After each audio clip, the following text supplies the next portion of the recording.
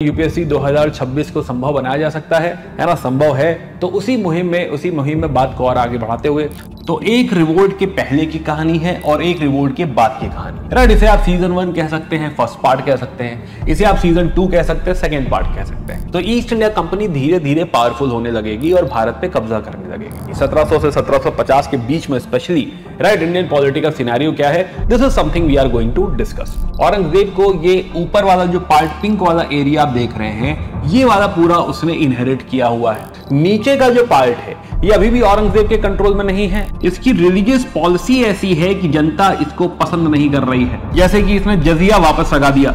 He was called as Shah बेखबर। तो सिखों में उस समय थे गुरु गोविंद सिंह, तो गुरु गोविंद सिंह से यहाँ पे इन्होंने मित्रता करी और उनको मनसबदारी ऑफर करी। सिख प्रॉब्लम अभी भी सॉल्व नहीं हुई मुगल्स के लिए। साहू जिनको अरेस्ट किया गया था, साहू जो अब तक कहीं ना कहीं मुगल सुजरेनिटी के अंडर आ रहे थे, कंट्रोल में आ रहे थे, साहू को रिलीज कर दिया गया। अब जब मुगल एम्परर वीक होता है ना, नोबल्स इस बात का फायदा उठाने की कोशिश करते हैं कि राजा कमजोर है, अब हम इसको घुमा सकते हैं, इसको अपने इशारों पर नचा सकते हैं, है ना। करनाल पे मत रोकिए, आप करनाल पे क्यों खड़े हैं, आप चलिए दिल्ली में आपको भर भर के पैसा मिलेगा कि 20 करोड़ रुपए आपको, चलिए मैं दिलवा देता हूं, इतना पैसा है। इनफैक्ट तो देखो, पैसा लूटा वो तो एक बात है, लेकिन इज्जत लूट गई वो ज्यादा बड़ी इंपॉर्टेंट बात है। इंडियन पॉलिटिकल सिस्टम हम कह सकते हैं कि now this is a fragmented system. Hello बच्चों, स्वागत है आपका पीडब्ल्यू ओनली आईएएस पे।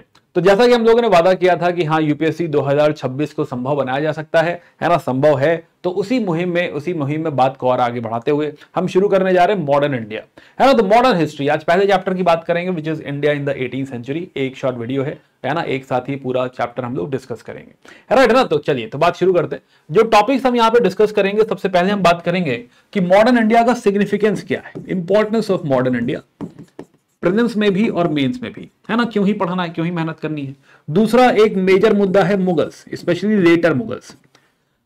एक और टॉपिक हम बात करेंगे फ्रैगमेंटेड पॉलिटी, जो कि यूपीएससी ने मेंस से भी पूछा था, फ्रैगमेंटेड पॉलिटी, है ना, क्या होती है। तो मुगल्स के बाद ये भी समझेंगे कि कैसे जो भारत का पूरा नक्शा है वो फ्रैगमेंट हो गया था। और लास्ट में बात करेंगे मराठास की, very very important these days, Marathas. तो हाँ, तो मराठास बहुत ही सिग्निफिकेंट टॉपिक है, सवाल बन सकता है मराठास से। तो ये सारा डिस्कशन करेंगे, राइट ना। तो हाँ, तो जो है ये जो सारी क्लासेस होने वाली हैं संभव बैच में, ये सारी क्लासेस के नोट्स जो भी हम कुछ लिखेंगे, PDF and everything, it will be available on the app. ये लिंक में डिस्क्रिप्शन दिया हुआ है और आप इसमें एनरोल कर दें बैच में और ये सारे ही नोट्स आप डाउनलोड कर सकते हैं, राइट ना। Also you know there are batches. अगर आप एक गाइडेड पाथ, एक प्रॉपरली गाइडेड पाथ अगर आप ज्वाइन करना चाहते हैं, बैच ज्वाइन करना चाहते हैं, तो डिपेंड करता है कि आपका टारगेट ईयर क्या है। अगर आप 2028 की तैयारी कर रहे हैं तो 2028 तो आपके लिए प्रारंभ है, 3 ईयर बैच, राइट ना। कॉलेज गोइंग अगर आप हैं तो ये इंग्लिश और हिंदी दोनों में है, दिस इज फॉर 31,999। सिमिलरली अगर आप 2027 की तैयारी कर रहे हैं तो संकल्प इज इन इंग्लिश, संकल्प is in also Hindi, Pinnacle English में है और दिस इज फॉर 13,499। सिमिलरली अगर आप 2026 की तैयारी कर रहे हैं और बैच ज्वाइन करना चाहते हैं तो देयर इज प्रहार, ये इंग्लिश में भी है, हिंदी में भी है, इंग्लिश में टाइटन भी है, एंड दिस इज फॉर 9999। तो ये ओवरऑल बैचेस आप एक्सप्लोर कर सकते हैं। तो नाउ मैं आपको अपने बारे में बता दूं, मोस्ट ऑफ आपने कुछ वीडियोस शायद मेरे ऑलरेडी देखे होंगे इस चैनल पे। So I am Abhishek Srivastava, I am core faculty PW only IAS. मैं ऑथर भी हूँ मॉडर्न इंडिया के लिए, right. I have written text book on modern India. साथ ही साथ मैं पिछले 10 सालों से पढ़ा रहा हूँ और बहुत सारे स्टूडेंट्स यहाँ पे सेलेक्ट भी हुए हैं। इसी साल अपना एक स्टूडेंट है विशाल, जो कि सेलेक्ट हुआ, तो right now he is into training, है ना। तो मैं चाहूंगा कि ऐसे ही आप लोग भी सेलेक्ट हो, आप लोगों से भी मुलाकात हो, राइट ना, और जो है आप लोग भी शेयर करें अपनी स्ट्रैटेजीज एंड डिस्कशन। खैर, also previously I have some other experience as well कि हाँ, I had worked in postal accounts। मैंने करियर की शुरुआत करी थी as a marine engineer, right ना। तो वहां तो कुछ साल मर्चेंट नेवी में भी रहा हूँ, कुछ साल सेलिंग भी करी है। खैर तो आते हैं मुद्दे पे, आते हैं वापस। तो अच्छा, ये एक important information, this is Telegram channel, ये आप ज्वाइन कर लें। तो ये एक ऑफिशियल टेलीग्राम चैनल है, आप इसे स्कैन करके ज्वाइन कर सकते हैं या फिर @Abhishek_PW UPSC वाला, इसके थ्रू भी आप इसे ज्वाइन कर सकते हैं। तो जो भी क्लास पीडीएफ वगैरह होती है वो मैं यहाँ भी, यू नो, बहुत सारी PDF, not only class PDF, है ना, बहुत सारा और भी चीजें जो है जो मुझे शेयर करना होता है, कुछ नया सेशन में देता हूँ तो सब मैं यहाँ पे शेयर करता हूँ। कोई भी इन्फॉर्मेशन होती है मैं यहाँ पे शेयर कर देता हूँ। तो दिस चैनल जो है यू कैन यूटिलाइज, है ना। तो प्लीज ज्वाइन दिस चैनल जो है if you are there on Telegram. सुना, तो बात करते हैं कि रेलेवेंस ऑफ मॉडर्न इंडिया क्या है। तो मॉडर्न इंडिया अभी कुछ सालों से थोड़ा सा ऐसा लग रहा था कि हाँ, मॉडर्न इंडिया का जो सिग्निफिकेंस है वो डगमगा रहा है।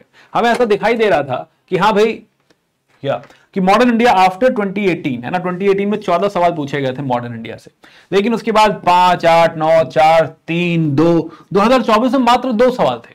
और ऐसा लग रहा था कि मॉडर्न इंडिया क्यों ही पढ़ रहे हैं भाई, इतना बड़ा सब्जेक्ट है और हम पढ़ रहे हैं। बट 2025 में ये ट्रेंड रिवर्स हुआ है और वापस जो सिग्निफिकेंस ऑफ मॉडर्न इंडिया है वो 8 सवालों पे आ गई है, विच इज ह्यूज। तो 100 में से 8 सवाल मॉडर्न इंडिया से थे, which were easy to medium level, जो आराम से अगर आपने मॉडर्न इंडिया पढ़ी हुई है ना, जो है अगर आपने ठीक से पढ़ी हुई है तो आप आराम से हैंडल कर सकते थे। ऐसा कोई बहुत टफ सवाल नहीं था। 8 में से 7 सवाल आराम से करे जा सकते थे, इनफैक्ट 8 में से 8 करे जा सकते थे। राइट है ना, जो है 8 सवाल अपने डिस्कशन से ही थे, तो बच्चों ने किए भी हैं, तो हाँ 8 में से 8 संभव थे, है ना, आराम से आप कर सकते थे। तो खैर, तो हाँ, तो 8 सवाल जो है आपके मॉडर्न इंडिया से इस साल है, हो सकता है अगले साल और हो सकता है कम हो जाए, राइट ना, बट मेंटेन रहेगा। रफली आप कह सकते हैं कि हाँ this is something we can expect. Similarly main examination में अब तक 35, 25, 25, 40 ऐसा करके मॉडर्न इंडिया का कंट्रीब्यूशन रहा है 250 में से। हालांकि इस साल ये थोड़ा सा कम हुआ है, इस साल हिस्ट्री का जो कंट्रीब्यूशन है थोड़ा स्प्रेड हो गया है। टोटल कंट्रीब्यूशन हिस्ट्री का अभी भी 75 ही है, लेकिन 2025 में ये कंट्रीब्यूशन घट के थोड़ा 15 नंबर पे आ गया है, जिससे नीचे तो नहीं जा सकता, इससे ऊपर ही जा सकता है। तो फिलहाल मॉडर्न इंडिया मेन से भी कंट्रीब्यूट करता रहेगा और प्रेजेंट से भी अच्छा खासा कंट्रीब्यूट करता है। It is a very very important fundamental subject, right. In fact without modern India post independence भी नहीं पढ़ सकते, तो पोस्ट इंडिपेंडेंस का जो सवाल है वो भी आप कह सकते हैं कि हाँ इसी से कनेक्टेड है ना, तो हाँ, तो वहां पे रेलेवेंस कहीं ना कहीं बढ़ जाता है। तो ओवरऑल इंपॉर्टेंस तो है, और मॉडर्न इंडिया को स्किप आप नहीं कर सकते, इसे थोड़ा ठीक से पढ़ना पड़ेगा। चलिए, तो खैर इसी के साथ हम बात शुरू करते हैं। बात करते हैं जो है India in the 18th century. तो पहले लेक्चर की बात करते हैं, this is India in the 18th century. पहले सबसे पहले समझेंगे हम कि हाँ ये जो पूरा मॉडर्न इंडिया है, पूरा मॉडर्न इंडिया हम 2 पार्ट में डिवाइड करेंगे। एक पार्ट है हमारा टिल 1857, यहां पर हमारी रिवोल्ट हुई है, तो एक रिवोल्ट के पहले की कहानी है और एक रिवोल्ट के बाद की कहानी है, राइट। इसे आप सीजन 1 कह सकते हैं, फर्स्ट पार्ट कह सकते हैं, इसे आप सीजन 2 कह सकते हैं, सेकेंड पार्ट कह सकते हैं। Now before 1857, now before we have to start this, एक छोटी सी बात कह देते हैं कि हाँ इन दी एंड, ये जो कहानी है, ये कहानी है कि हाँ 1757 के बाद अंग्रेजी हुकूमत धीरे धीरे राइज करने लगेगी, और पहले एक कंपनी है ईस्ट इंडिया कंपनी। पहली कहानी जो हम सुनेंगे वो है rise of east India Company. तो ईस्ट इंडिया कंपनी धीरे धीरे पावरफुल होने लगेगी और भारत पे कब्जा करने लगेगी। ना इसके पहले कि हम बात करें कि हाँ ये भारत पे कब्जा कैसे कर रही है, उसके पहले हमें समझना पड़ेगा कि हाँ ये 1757 और 1700 के बीच में भारत की स्थिति क्या है ना, कि कंडीशन ऑफ जो है इंडियन पॉलिटी क्या है। तो पहला जो अपना डिस्कशन है वो है इंडियन पॉलिटी, कि हाँ इस जमाने में इंडियन पॉलिटिकल कंडीशन क्या है, क्या कौन से ऐसे राजा महाराजा हैं, कौन से ऐसे राज्य हैं जो इस समय यहां पर चल रहे हैं, ये हमको समझना पड़ेगा। तो अपना पहला चैप्टर यही है कि पहले इंडियन पॉलिटी, इंडियन कंडीशन समझते हैं, फिर ये अंग्रेजों को लेकर आएंगे और राइज देखेंगे कि हाँ किस तरीके से राइज हुआ है। तो पहला मुद्दा ये है इंडियन पॉलिटी, कि हाँ 18वीं शताब्दी में हमारी इंडियन पॉलिटी कैसी थी, 1700 से 1750 के बीच में स्पेशली, राइट। इंडियन पॉलिटी का सिनेरियो क्या है, this is something we are going to discuss. ना उसमें भी सबसे पहले मुझे बात करनी पड़ेगी कि मेडिवल में हमने लास्ट में जिस पॉइंट पे हम लोग छोड़ते हैं, जो आखिरी मुद्दा है वो है औरंगजेब और मराठास। तो पहले मैं आपको थोड़ा सा औरंगजेब के बारे में बताऊं, फिर हम वहां से हम कंटिन्यू करेंगे इंडियन पॉलिटिकल कंडीशन की तरफ। तो औरंगजेब का राज्य समवेयर 1656 या 58 के आसपास है।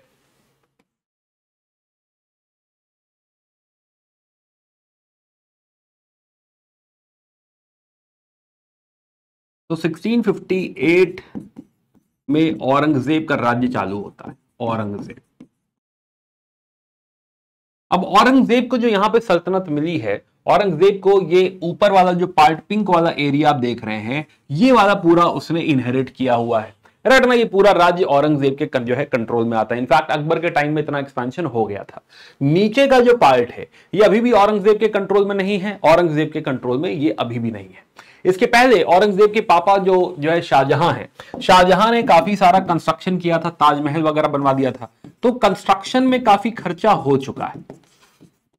तो एक बात जो औरंगजेब ने इनहेरिट करी है कि हाँ औरंगजेब की सल्तनत में पहली बात इकोनॉमी जो है वो डिक्लाइनिंग मोड में है, बहुत पैसा जेब में नहीं है। तो औरंगजेब उस हिसाब से अगर देखा जाए तो राज्य मुगल्स का काफी स्ट्रांग दिखाई दे रहा है औरंगजेब का, लेकिन इन दी एंड उनकी जेब में क्या बहुत पैसा है, बहुत क्या जो है ग्रोथ है, इकोनॉमी फ्लरिश कर रही है, प्रॉस्पर कर रही है, ऐसा नहीं है। और औरंगजेब ऐसे में फंसा हुआ है। और दूसरा, औरंगजेब की पॉलिसी, औरंगजेब की जो रिलीजियस पॉलिसी है, राइट ना, तो हाँ, तो इसकी रिलीजियस पॉलिसी बाइगॉट है, ये तो बाइगॉटेड रिलीजियस पॉलिसी है। इसकी रिलीजियस पॉलिसी ऐसी है कि जनता इसको पसंद नहीं कर रही है। जैसे कि इसने जजिया वापस लगा दिया कि जो भी नॉन हिंदू हैं, जो भी किंगडम में नॉन हिंदू हैं, उनको क्या देना पड़ेगा, टैक्स देना पड़ेगा, जजिया देना पड़ेगा। तो ये सारी बातें उसकी पसंद नहीं आ रही है लोगों को, और यही कारण है कि वो अपने बहुत सारे दुश्मन बनाते लग जाएगा, बहुत सारे उसके यहां पे दुश्मन क्रिएट होंगे। सबसे एक जो बड़ा दुश्मन जो बना रहा है वो है सिख। तो पहला सिखों से उसकी दुश्मनी होगी, सिख तो गुरु तेग बहादुर को उसने एग्जीक्यूट कर दिया था। तो गुरु तेग बहादुर को 1675 के आसपास उसने एग्जीक्यूट कर दिया था। एंड इसी कारण जो गुरु गोविंद सिंह है और जो सिख जो है यू कैन से जो कम्युनिटी है, उसमें वॉरियर कम्युनिटी क्रिएट हो रही है, खालसा का क्रिएशन हो रहा है, ताकि वो लोग मुगल से लड़ाई कर सके। तो एक दुश्मन यहां पे कौन क्रिएट हो चुका है, सिख कम्युनिटी दुश्मन क्रिएट हो चुके हैं। दूसरा एक एग्रीकल्चरिस्ट कम्युनिटी है, जाट। देवर एग्रीकल्चरिस्ट, ये भी उसके खिलाफ खड़े हो गए, तो हाँ, तो वो बहुत सारा ऐसा रिबेलियन फेस कर रहा है, ऐसे बहुत सारी जो है यू कैन से रेजिस्टेंस फेस कर रहा है। और तीसरा जो उसके बहुत बड़े दुश्मन है वो है मराठास। तो यही दौर क्या है, यही दौर मराठास का भी है। तो प्लस मराठास, यहां पे उसके सामने खड़े हैं छत्रपति शिवाजी महाराज। तो औरंगजेब का जो टाइम है भाई है, और मुगल सल्तनत जो है वो अभी भी सही जो है यू कैन से एक्सपैंड कर रही है, ग्रो कर रही है, लेकिन कहीं ना कहीं जो फंडामेंटल्स ऑफ द मुगल्स है वो कहीं ना कहीं खराब हो चुके हैं। एक तो बहुत सारे दुश्मन क्रिएट हो गए हैं, उनकी सोशल पॉलिसी या रिलीजियस पॉलिसी भी अच्छी नहीं है, प्लस अब जो है जेब में बहुत ज्यादा पैसा भी नहीं है ना, अपने बहुत ज्यादा हायरिंग भी नहीं कर सकते, बहुत ज्यादा सिपहसालार या आर्मी हायरिंग वगैरह भी नहीं हो सकती, उनको भी सैलरी देने में क्या हो रही है, दिक्कत हो रही है। तो कहीं ना कहीं फॉल्ट लाइन यही औरंगजेब के दौर में क्रिएट होती हुई नजर आ रही है। हालांकि फिर भी औरंगजेब का राज्य जो है ऑलमोस्ट 49 ईयर्स का ओवरऑल राज्य है इसका, तो 49 ईयर्स इसने सर्वाइव किया है, बढ़िया जो है खींच ले गया है। तो यू रियलाइज कि हाँ, औरंगजेब के टाइम में हम देखेंगे कि एक तो शिवाजी महाराज जो है उसके सामने एक बड़ी प्रॉब्लम है, जिनकी डेथ हो जाती है 1680 में।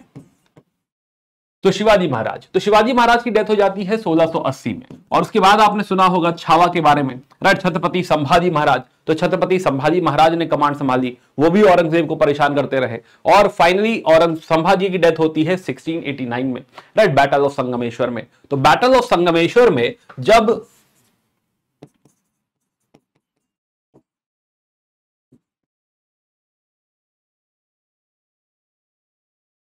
बैटल ऑफ संगमेश्वर में जब औरंगजेब संभाजी महाराज को जो है यहां पे कैप्चर करता है और उसके बाद एग्जीक्यूट करता है, उसके साथ ही साथ संभाजी महाराज के एक बेटे हैं साहू को अरेस्ट कर लिया जाता है। तो साहू वॉज ऑल्सो अरेस्टेड। और मीनवाइल कमान संभाली है छत्रपति शिवाजी महाराज के दूसरे बेटे राजाराम ने। तो पहले राजाराम और फिर राजाराम के बेटे शिवाजी, राइट है ना। तो 1700 से 1707 तक शिवाजी रहे हैं। तो ये बैकग्राउंड में मराठास की स्टोरी भी चल रही है। तो हाँ, तो एक जो है औरंगजेब को हम देख रहे हैं, साथ ही हम देख रहे हैं शिवाजी महाराज के बाद संभाजी महाराज। और एक और बात हम साइड में कह दें कि हाँ, साहू को यहां पर जेल में डाल दिया गया है, साहू को अरेस्ट कर लिया गया है, नॉट एग्जैक्टली जेल में डाल दिया गया है, लेकिन हाँ अरेस्ट कर लिया गया है। मुगल्स ने जो है साहू को यहां पे कैप्चर कर लिया है। तो हाँ, तो साहू, नॉट ओनली साहू के साथ साथ कुछ और फैमिली मेंबर्स हैं जो औरंगजेब जो है उठा ले गया है। तो वी रियलाइज कि हाँ, औरंगजेब का इस तरीके का राज्य चल रहा है। और अगर हम मैप पे देखें इसी बात को, तो औरंगजेब यहां नॉर्थ में दिल्ली और आगरा पे बैठा हुआ है। प्लस पहले उसके राज्य में इतना था, लेकिन अब जो है उसने नीचे तक कंट्रोल कर लिया है। यहां पे दो राज्य थे, एक था बीजापुर और इधर था गोलकोंडा। ये सब औरंगजेब ने कब्जा लिया है, ये सब औरंगजेब ने कब्जा कर लिया है। प्लस हम बात कर रहे हैं कि हाँ, नीचे एक जो दुश्मन वो फेस कर रहा है वो है मराठास। प्लस प्लस एक दुश्मनी सिखों से भी है, प्लस एक और दुश्मनी है जाट से। तो ये तीन तीन लोगों को हम ध्यान रख सकते हैं कि हाँ, औरंगजेब के तीन दुश्मन हैं, एक सिख कम्युनिटी, दूसरा जाट कम्युनिटी और तीसरा मराठा कम्युनिटी, राइट ना। और उसने अच्छा खासा राज्य क्रिएट कर लिया है। तो ये पूरा का पूरा जो राज्य आप देख रहे हैं, ये पूरा का पूरा राज्य औरंगजेब का है। तो he is having territorial climax. इतना बड़ा राज्य किसी भी मुगल एम्परर का नहीं रहा है। तो टेरिटोरियल क्लाइमैक्स है। तो eventually Aurangzeb was able to create territorial climax. Almost पूरे भारत पर औरंगजेब का राज्य है। ऐसे में औरंगजेब की डेथ होती है 1707 में। 1707 औरंगजेब डाइड। अब यहां से मॉडर्न इंडिया आपकी चालू होती है कि हाँ, मुगल एम्पायर खत्म हो चुकी है, औरंगजेब जो एक स्ट्रॉन्ग रूलर था वो खत्म हो चुका है, और यहां से कहानी चालू हो रही है मॉडर्न इंडिया की। तो 1707। अब ये जो राज्य है टेरिटोरियल क्लाइमैक्स, यही उसके जो वंशज हैं आगे, मुगल जो हैं, वो इसको आगे लेकर जाएंगे, उनको यहां से आगे लेकर जाना है। लेकिन यहां के जो आगे मुगल्स हैं, इनको कहा जाता है लेटर मुगल्स। Letter Mughals. और ये पुराने मुगल्स की तरह स्ट्रॉन्ग नहीं है, these are very very weak.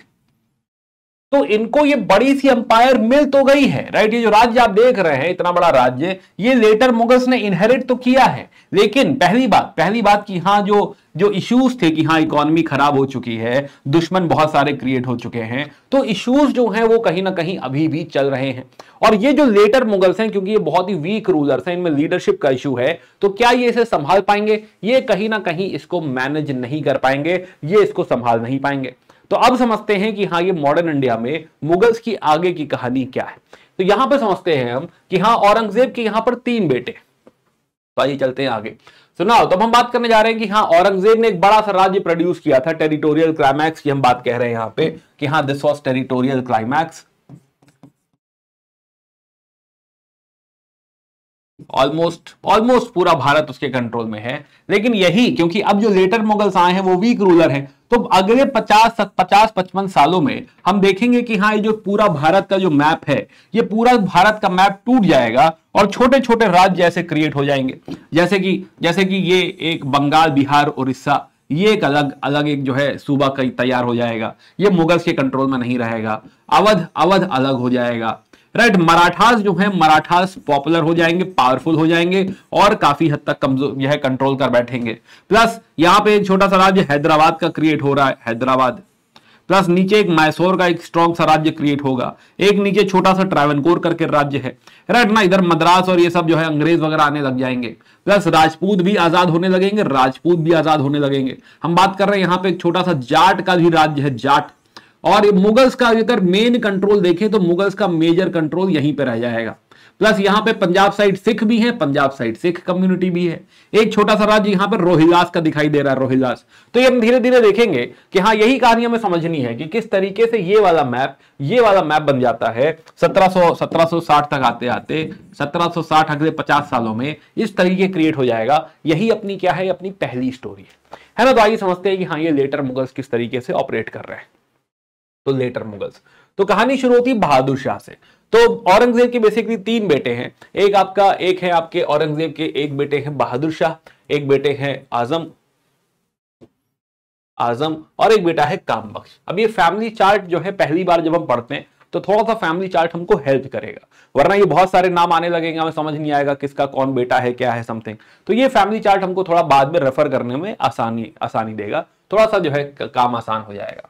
तो बहादुर शाह अपने दोनों भाइयों को हराकर राजा बन बैठता है 1707 में। तो अब यहां से 1707 से जो है राज्य चालू हो रहा है बहादुर शाह का। तो बहादुर शाह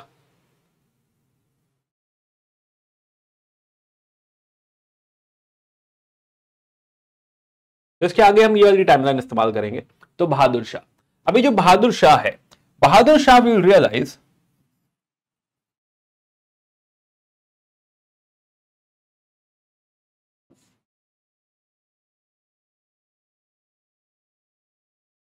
या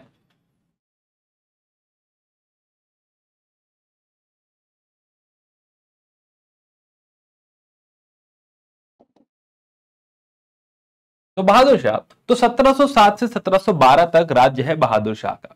बहादुर शाह ऑलरेडी 65 साल के हो चुके हैं, 65 ईयर्स की ऑलरेडी इनकी एज है।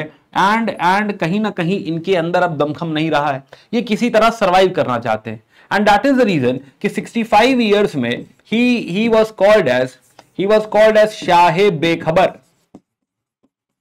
क्या कहा गया इनको?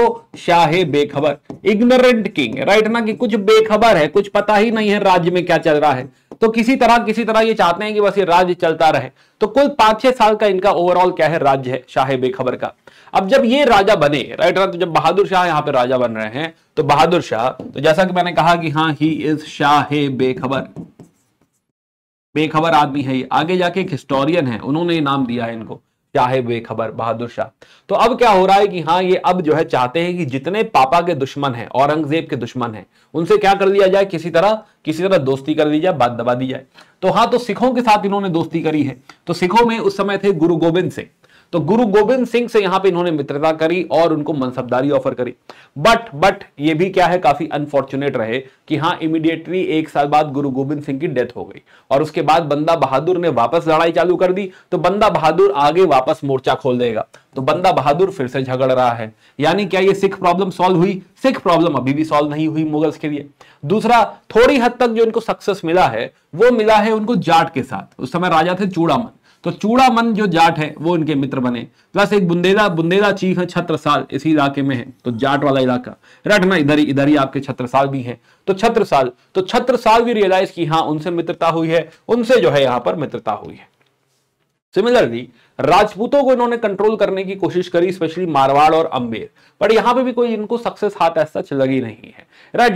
जो का त्यों बना रहा, उसमें कोई ऐसा बहुत चेंज नहीं कर पाए ना। मराठास में एक मेजर डेवलपमेंट हुआ। साहू जिनको अरेस्ट किया गया था, साहू जो अब तक कहीं ना कहीं मुगल सुजरेनिटी के अंडर आ रहे थे, कंट्रोल में आ रहे थे, साहू को रिलीज कर दिया गया। तो Sahu was released over here. ये कहीं ना कहीं कोशिश है कि हाँ, मराठास क्या होंगे कि अपने मित्र बन जाएंगे, दोस्त बन जाएंगे, पर कहीं ना कहीं ये भी कोई बहुत काम की बात रही नहीं। हुआ ये कि साहू को जब इन्होंने रिलीज किया, तो साहू को यहां पर बहुत पावर नहीं दी, है ना। यहां पर इनको जो है, ये चाहते थे कि चौथ और सरदेशमुखी, पढ़ेंगे इसको, चौथ और सरदेशमुखी साहू चाहते थे कि इनको दिया जाए, लेकिन इनको चौथ नहीं दिया, सिर्फ सरदेशमुखी दिया गया। ये टैक्स कलेक्शन के बारे में है, राइट, इसको आगे देखेंगे अभी थोड़ी देर में। तो चौथ और सरदेशमुखी जो है, तो हाँ, तो ये चाहते थे कि चौथ और सरदेशमुखी दोनों मिल जाए, राइट। वो यहां पे रिकॉग्नाइज नहीं किया गया। साहू को एज अ छत्रपति भी रिकॉग्नाइज नहीं किया कि आप ही छत्रपति हैं, और साहू को बस यहां पर रिलीज कर दिया गया है। तो टेक्निकली एक अटेम्प्ट तो दिया गया है कि हाँ, मराठा से दोस्ती कर ली जाए, लेकिन क्या वाकई मराठास यहां पर क्या दोस्त बन पाए? नहीं, मराठास यहां पर दोस्त बन नहीं पा रहे। सुनाओ, तो ये दौर था किसका? ये दौर था आपके जो है आपके बहादुर शाह का। नाउ अब इसके बाद क्या हो रहा है कि जब जो है राजा कमजोर होता है, तो जब राजा कमजोर होता है, तो राजा के नीचे कि जब मुगल बादशाह जो है, हम कह रहे हैं कि मुगल बादशाह,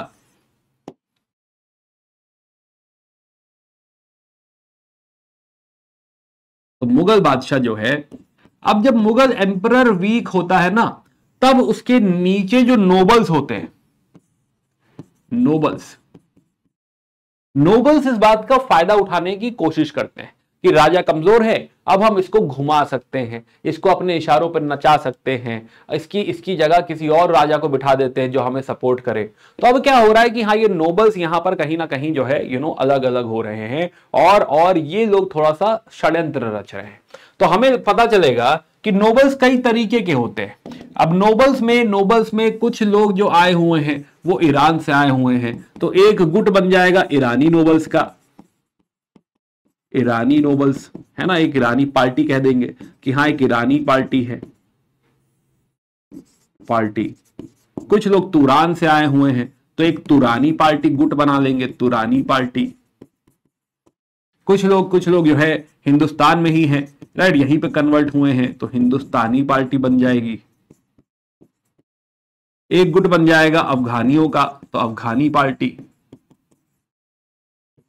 तो ऐसे ऐसे क्या होगा कि अलग अलग पार्टियां हो रही हैं, है ना, अलग अलग इस तरह का गुट बना रहे हैं। और हर पार्टी चाहती है ना, ऐसी और भी पार्टीज होंगी, हर पार्टी चाहती है कि जो मुगल बादशाह है ये हमारे कंट्रोल में रहे।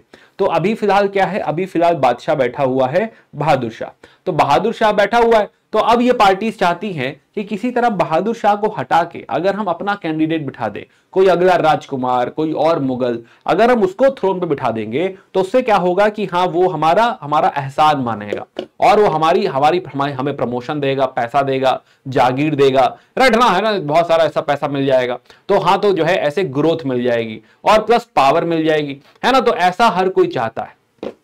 तो वैसे हमें फैक्शंस दिखाई दे रहे हैं कि हाँ, नोबिलिटी में इस तरीके के फैक्शंस क्रिएट हो चुके हैं। अब ऐसा ही फैक्शन है एक ईरानी पार्टी जिसमें बैठा हुआ है जुल्फिकर खान।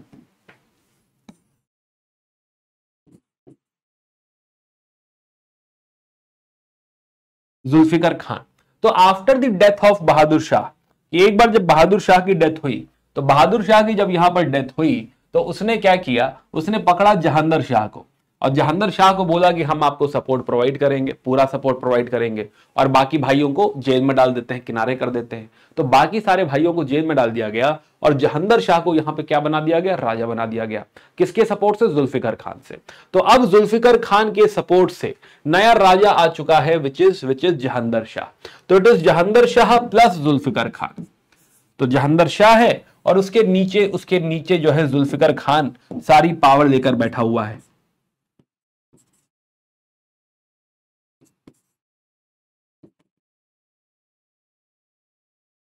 जुल्फिकर खान, अब जुल्फिकर खान यहां पे कोशिश कर रहा है कि चीजों को सुधारा जाए, थोड़ा सा लिबरल पॉलिसी जो है लेकर आया जाए। जैसे कि औरंगजेब की जो है रिलीजियस पॉलिसी जो थी बहुत खराब थी, लोग पसंद नहीं करते थे। तो जुल्फिकर खान और जहांगीर शाह यहाँ पे कोशिश कर रहे हैं कि हाँ, अब जो हम पॉलिसी लेकर आएंगे ये थोड़ा सा ऐसी पॉलिसी हो कि लोग पसंद करें। अब नाउ अब क्या हो रहा है कि हाँ, इन्होंने कुछ कुछ काम शुरू किया। तो एक तो लिबरल पॉलिसीज इन लोगों ने ट्राई करी है, लिबरल पॉलिसी। दूसरा एक ये सिस्टम लेकर आए रेवेन्यू में जिसे कहते हैं इजारा सिस्टम।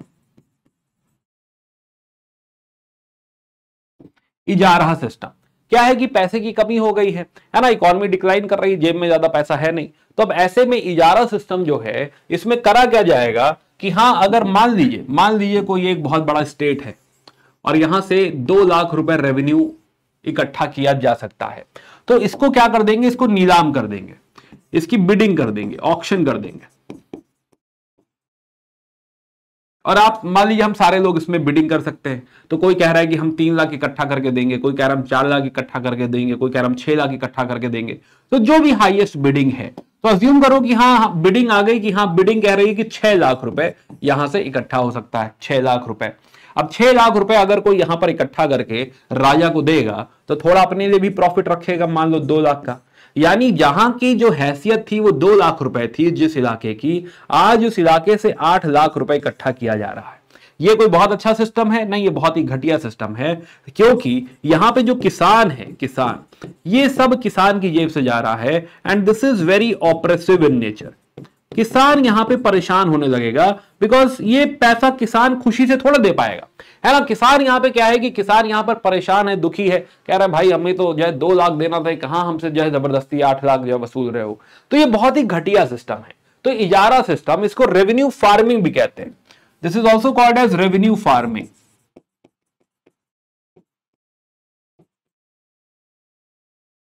है ना कि हाँ, ऐसा रेवेन्यू की खेती कर रहे हैं, रेवेन्यू फार्मिंग। बहुत ही घटिया सिस्टम। हालांकि ये जो जहांगीर शाह का रूल है ये बहुत ही कम समय चल पाया। इसके बाद आ गए सैयद ब्रदर्स। तो सैयद ब्रदर्स कहां पे हैं, हिंदुस्तानी पार्टी हैं। तो हिंदुस्तानी पार्टी में एक और जो है लीडर्स थे, 2 भाई थे जिनको कहते हैं सैयद ब्रदर्स। सैयद ब्रदर्स, इन्होंने कहा कि नहीं, मौके का फायदा उठाया जाए और इन दोनों को सफाया कर दिया जाए। जहांगीर शाह और जुल्फिकर खान को मार के इन्होंने अपने एक दोस्त फारूक सियार को बिठा दिया। अब आप देखिए कि हाँ भाई, यहां पे अब जो नोबल्स हैं वही सारा खेल खेल रहे हैं कि हाँ पहले जुल्फिकार खान ने जहांगीर शाह को बिठाया था, अब जो है ये जो सैयद बदर्स हैं ये फारूक सियार को लेकर आ गए हैं। तो फारूक सियार क्या है, अजीम उस शान का बेटा है, तो टेक्निकली चाचा को रिप्लेस कर दिया है। तो फारूक सियार, तो अपने चाचा की जगह कौन आके बैठ गया, फारूक सियार आके बैठ गए। तो फारूक सियार प्लस ये जो दो भाई हैं, जैसा कि हम बात कर रहे थे, तो सैयद बदर्स, तो अब्दुल्ला खान कहने लगा कि अरे भाई हमको वजीर बना दो, तो अब ये वजीर बन चुका है। जो हुसैन अली खान है वो मीर बख्शी बन चुका है। तो यही हम बात कह भी रहे थे कि ये लोग चाहते क्या है, ये लोग चाहते हैं प्रमोशन, है ना, कि हाँ किसी तरह राजा अपना पपेट बन जाए, अपनी कठपुतली बन जाए और राजा को हम लोग क्या करें, कंट्रोल करें। तो ये खाली नाम का राजा है फारूक सियार। फारूक सियार मात्र नाम का राजा है। एक्चुअली जो यू कैन से सारी पावर होल्ड कर रहा है, वील्ड कर रहा है, वो सारा पावर इनके पास है। एक आदमी वजीर बना हुआ है, एक आदमी मीर बख्शी बना हुआ है। अब 2 मिनट जरा वजीर और मीर बख्शी की बात कर लेते हैं कि क्या होता है। तो वजीर एंड मीर बख्शी, तो जो मुगल एम्परर होता है, मुगल एम्परर के नीचे 2 इंपॉर्टेंट पोस्ट होती हैं। एक होता है वजीर। वजीर वो होता है जो जनरली फाइनेंस डिपार्टमेंट पूरा देखता है, तो mainly finance, general administration and more like a secretary to Mughal emperor. ये पोजीशन किसकी होती है, वजीर की होती है। लेकिन एक और पोजीशन होती है, वो है मीर बख्शी। मीर बख्शी कौन है, मीर बख्शी बेसिकली वो है जो कि जितने भी नोबल्स होते हैं, सिपा सलार होते हैं, तो he is technically head of nobility, कि जितने भी मनसबदार हैं, जितने भी जो है आपके सिपा सलार हैं, लीडर्स हैं, वो सारे के सारे नोबल्स जो होंगे वो मीर बख्शी को रिपोर्ट करेंगे।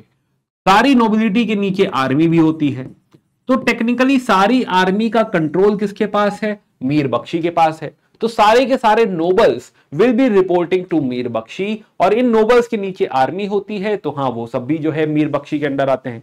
राइट, नोबल्स के लिए एक और शब्द इस्तेमाल किया गया है मुगल एम्परर में, विच इज मनसबदार। तो आप ऐसा कहिए कि सारे मनसबदारों का सरदार जो है वो कौन है, वो बेसिकली मीर बख्शी है यहाँ पे। तो मीर बख्शी, तो कहने का मतलब कि हाँ एक के पास पैसा है, एक के पास आर्मी है, दोनों बहुत ही स्ट्रांग बन चुके हैं, दोनों बहुत स्ट्रांग बन चुके हैं। और कहीं ना कहीं फारूक सियार को इस बात की टेंशन भी है कि हाँ राजा तो मैं हूं, लेकिन ये जो दोनों भाई हैं सारी पावर लेके बैठे हुए हैं। अच्छा बाय द वे ये सारे बचपन के दोस्त भी हैं, है ना, तो वहीं से दोस्ती आ रही है कि हाँ ये दोनों भाई और फारूक सियार साथ में खेला कूदा करते थे, गिल्ली डंडा खेलते थे ये, है ना, तो हाँ तो तब से ये दोस्ती है इन लोगों की। तो इन दोस्तों ने कहा कि जाओ आओ तुम्हें राजा बना देते हैं, तो हाँ अब ये राजा बन चुका है। लेकिन पावर किसके पास है, पावर सैयद बदर्स के पास है। नाउ फारूक सियार के दौर में एक इंपॉर्टेंट चीज और हुई कि हाँ फारूक सियार के दौर में अंग्रेज इनके पास आए थे।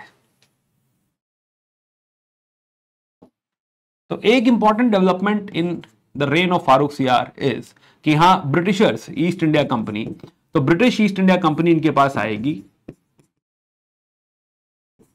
और इनसे एक फरमान मांगेगी। फरमान, this is a very very important फरमान कि हाँ जो है जिसमें वो बहुत सारी ट्रेड प्रिविलेजेस इनको दे देंगे कि हाँ भाई ठीक है इतना लमसम पैसा दे दो और जहां मर्जी उतना ट्रेडिंग करो, है ना। उसकी डिटेल की हम बात करेंगे बट अभी नहीं, है ना। तो हाँ जब ब्रिटिश ईस्ट इंडिया कंपनी पढ़ेंगे तब ये फरमान पढ़ेंगे। तो हाँ तो फरमान आ गया है which is more about trade privileges.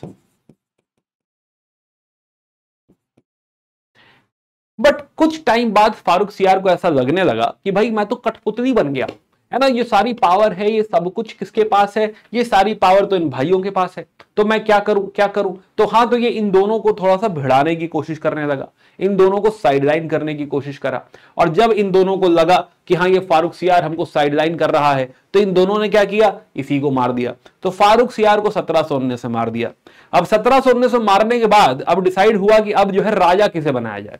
तो अब उन्होंने वही चार्ट खोला वापस कि हाँ फारूक सियार राजा बन चुका है। अब इसके बाद एक रफीउल शान करके थे, उनके 2 बेटे थे, तो रफीउल दजारत को राजा बनाया। राइट, थोड़ी देर बाद जो है इनको हटा दिया, है ना, विद इन फ्यू मंथ्स रफीउल दजारत को हटा दिया। फिर रफीउल दौला को बनाया। राइट, है ना। तो हाँ तो इनको कुछ बीमारी भी थी, टीबी वगैरह कुछ था, तो हाँ तो ये भी बहुत जल्दी हट गए। तो रफीउल दजारत फिर रफीउल दौला, ये भी नहीं, ये इनको भी हटा दिया। और फिर हुआ कि भाई जो है इन दोनों के बाद अब फिर और किसको बनाया जाए। राइट, है ना। तो और लिस्ट में देखा तो यहाँ मोहम्मद शाह बैठे हुए थे, तो मोहम्मद शाह को बैठा दिया।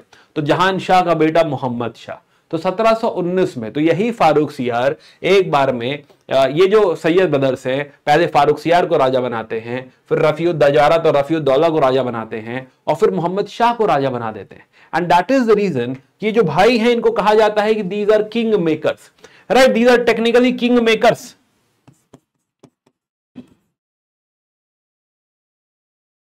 कि जो नोबल्स हैं वो डिसाइड कर रहे हैं कि कौन बनेगा सुल्तान, कौन बनेगा बादशाह। हाँ, तो ये बादशाह यहां पर डिसाइड कर रहे हैं। सुनाओ, तो अब जो है इन्होंने क्या किया, इन्होंने बादशाह बनाया मोहम्मद शाह को। अब बादशाह बनाने के लिए जो है कुछ एलिजिबिलिटी है। बादशाह उसको बनाया जाता है जो कि बहुत बेकार हो, निहायत ही बेकार हो, जो बिल्कुल भी सर ना उठा सके, जो बिल्कुल भी जो है इन दोनों के ऊपर कोई ऐसा सिकंजा ना कर सके। तो ये जो क्राइटेरिया था, जो एलिजिबिलिटी थी, ये मोहम्मद शाह पूरी तरह से फुलफिल करते थे। मोहम्मद शाह के हाथ में देखिए तो एक हाथ में हुक्का लिए हुए है, एक हाथ में किसमिस चल रही है, रट तो हाँ, तो ये पूरी तरह से मौज मस्ती में, अय्याशी में डूबे हुए थे। और यही कारण है कि मोहम्मद शाह को कहा गया है कि हाँ, ये आदमी क्या है, रंगीला है, अय्याश आदमी। हालांकि इनके कोर्ट में उर्दू का डेवलपमेंट हुआ है, राइटिंग्स को हुई है, कथक का डेवलपमेंट हुआ है, तो कल्चरल डेवलपमेंट बहुत सारा हुआ है। पर हम मुगल बादशाह को कल्चर के लिए थोड़ा लेकर आते हैं कि हाँ कल्चरल डेवलपमेंट कराओगे, ये हमारा यहाँ पे उद्देश्य थोड़े है। हमारा उद्देश्य है कि हाँ जब ये मुगल बादशाह बना है तो अच्छा बादशाह बने, अच्छा रूलर बने। क्या ये अच्छा है? ये अच्छा का आ नहीं है, राइट ना, ये कुछ अच्छा नहीं है। तो हाँ, तो ये इस तरीके का राजा, इसे कोई मतलब नहीं है कि हाँ क्या हो रहा है राज्य में, कौन वजीर है, कौन जो है मीर बख्शी है, क्या चीज आगे जो है पॉलिसी में होनी चाहिए, नहीं, इसका कोई लेना देना नहीं। ऐसा ही एक राजा चाहिए था इन दोनों भाइयों को। इन दोनों भाइयों को ये लगा कि बड़ा सूटेबल आदमी है, बिल्कुल सही, इसी को बना देना चाहिए। तो यहां पे इसको सुल्तान बना दिया। मोहम्मद शाह को क्या कर दिया, मोहम्मद शाह रंगीला। तो Mohammad Shah Rangila going forward will call him MSR। तो मोहम्मद शाह रंगीला जो है अब यहां पे बन चुके हैं सुल्तान। अब मोहम्मद शाह रंगीला जो है अपना मौज मस्ती कर रहे हैं, लेकिन जो बाकी के जो नोबल्स हैं, है ना, बाकी के जो ऑफिसर्स हैं, वो ऑफिसर कहीं ना कहीं इन दोनों से जल रहे हैं कि दोनों भाई सारी पावर ले लिए हैं, एक वजीर बन चुका है, एक मीर बख्शी बन चुका है। तो हाँ, तो किसी तरह इनको क्या किया जाए, इनको साइडलाइन किया जाए, इनको मार दिया जाए, कुछ ऐसी जुगत लगाई जाए। तो अब यहां पर बाकी के नोबल्स ये दिमाग लगा रहे हैं कि किस तरीके से जो है इन दोनों को मारा जाए। अब बाकी के नोबल्स इनको जो है समझाने की कोशिश कर रहे हैं कि महाराज कुछ तो करिए, कुछ तो जो है आपको यहां पर डिसीजन लेना पड़ेगा। अब इन नोबल्स में एक आदमी है निजामुल मुल्क।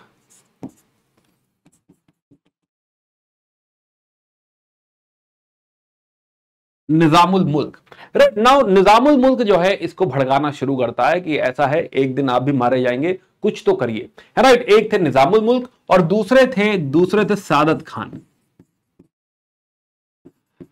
खान, बुरहानुल मुल्क, इनका टाइटल है एक्चुअली, ये भी बैफंडी करके इनका नाम है निजामुल मुल्क का। तो खैर, तो हाँ, तो जो है अब जो है इन दोनों ने इनको भड़काना शुरू किया।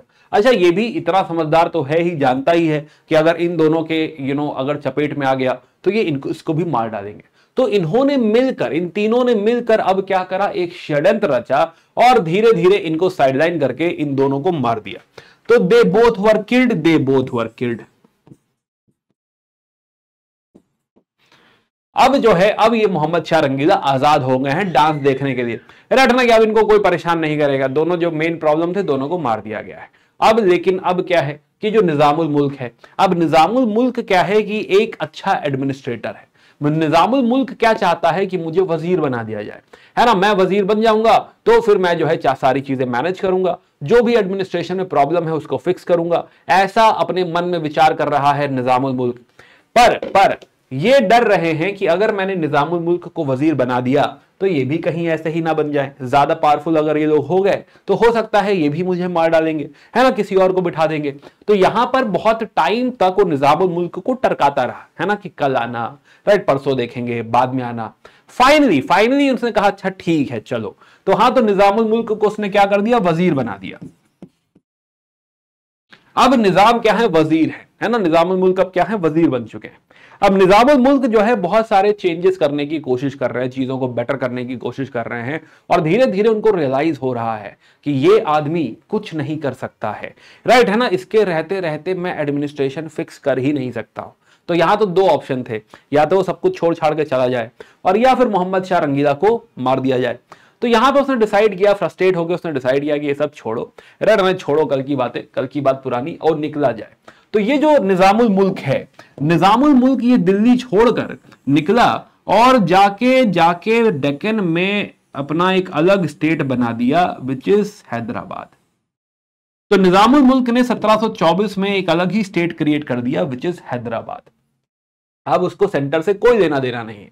हालांकि मोहम्मद शाह रंगीला ने कोशिश करी, मोहम्मद शाह रंगीला ने एक आर्मी भेजी कि जाके निजामुल मुल्क को सबक सिखाओ, राइट ना, कि हाँ वो ऐसे कैसे कर सकता है, लेकिन वो आर्मी भी हार गई।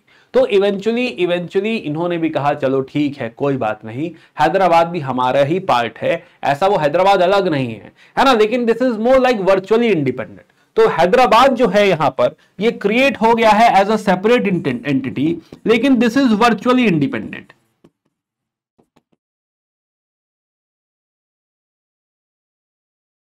मोहम्मद शाह रंगीला कह रहे हैं कि निजामुल मुल्क को मैंने ही बिठाया है, इसको एक टाइटल भी दे दिया, असफ जाह का टाइटल दे दिया, असफ जाह, कि हाँ जो है हमारा ही राज्य का पार्ट है, ठीक है आप यहां पे मैनेज करिए, कोई दिक्कत की बात नहीं है। तो इस चीज को एक्सेप्ट कर दिया। तो this is how in 1724 Hyderabad got created.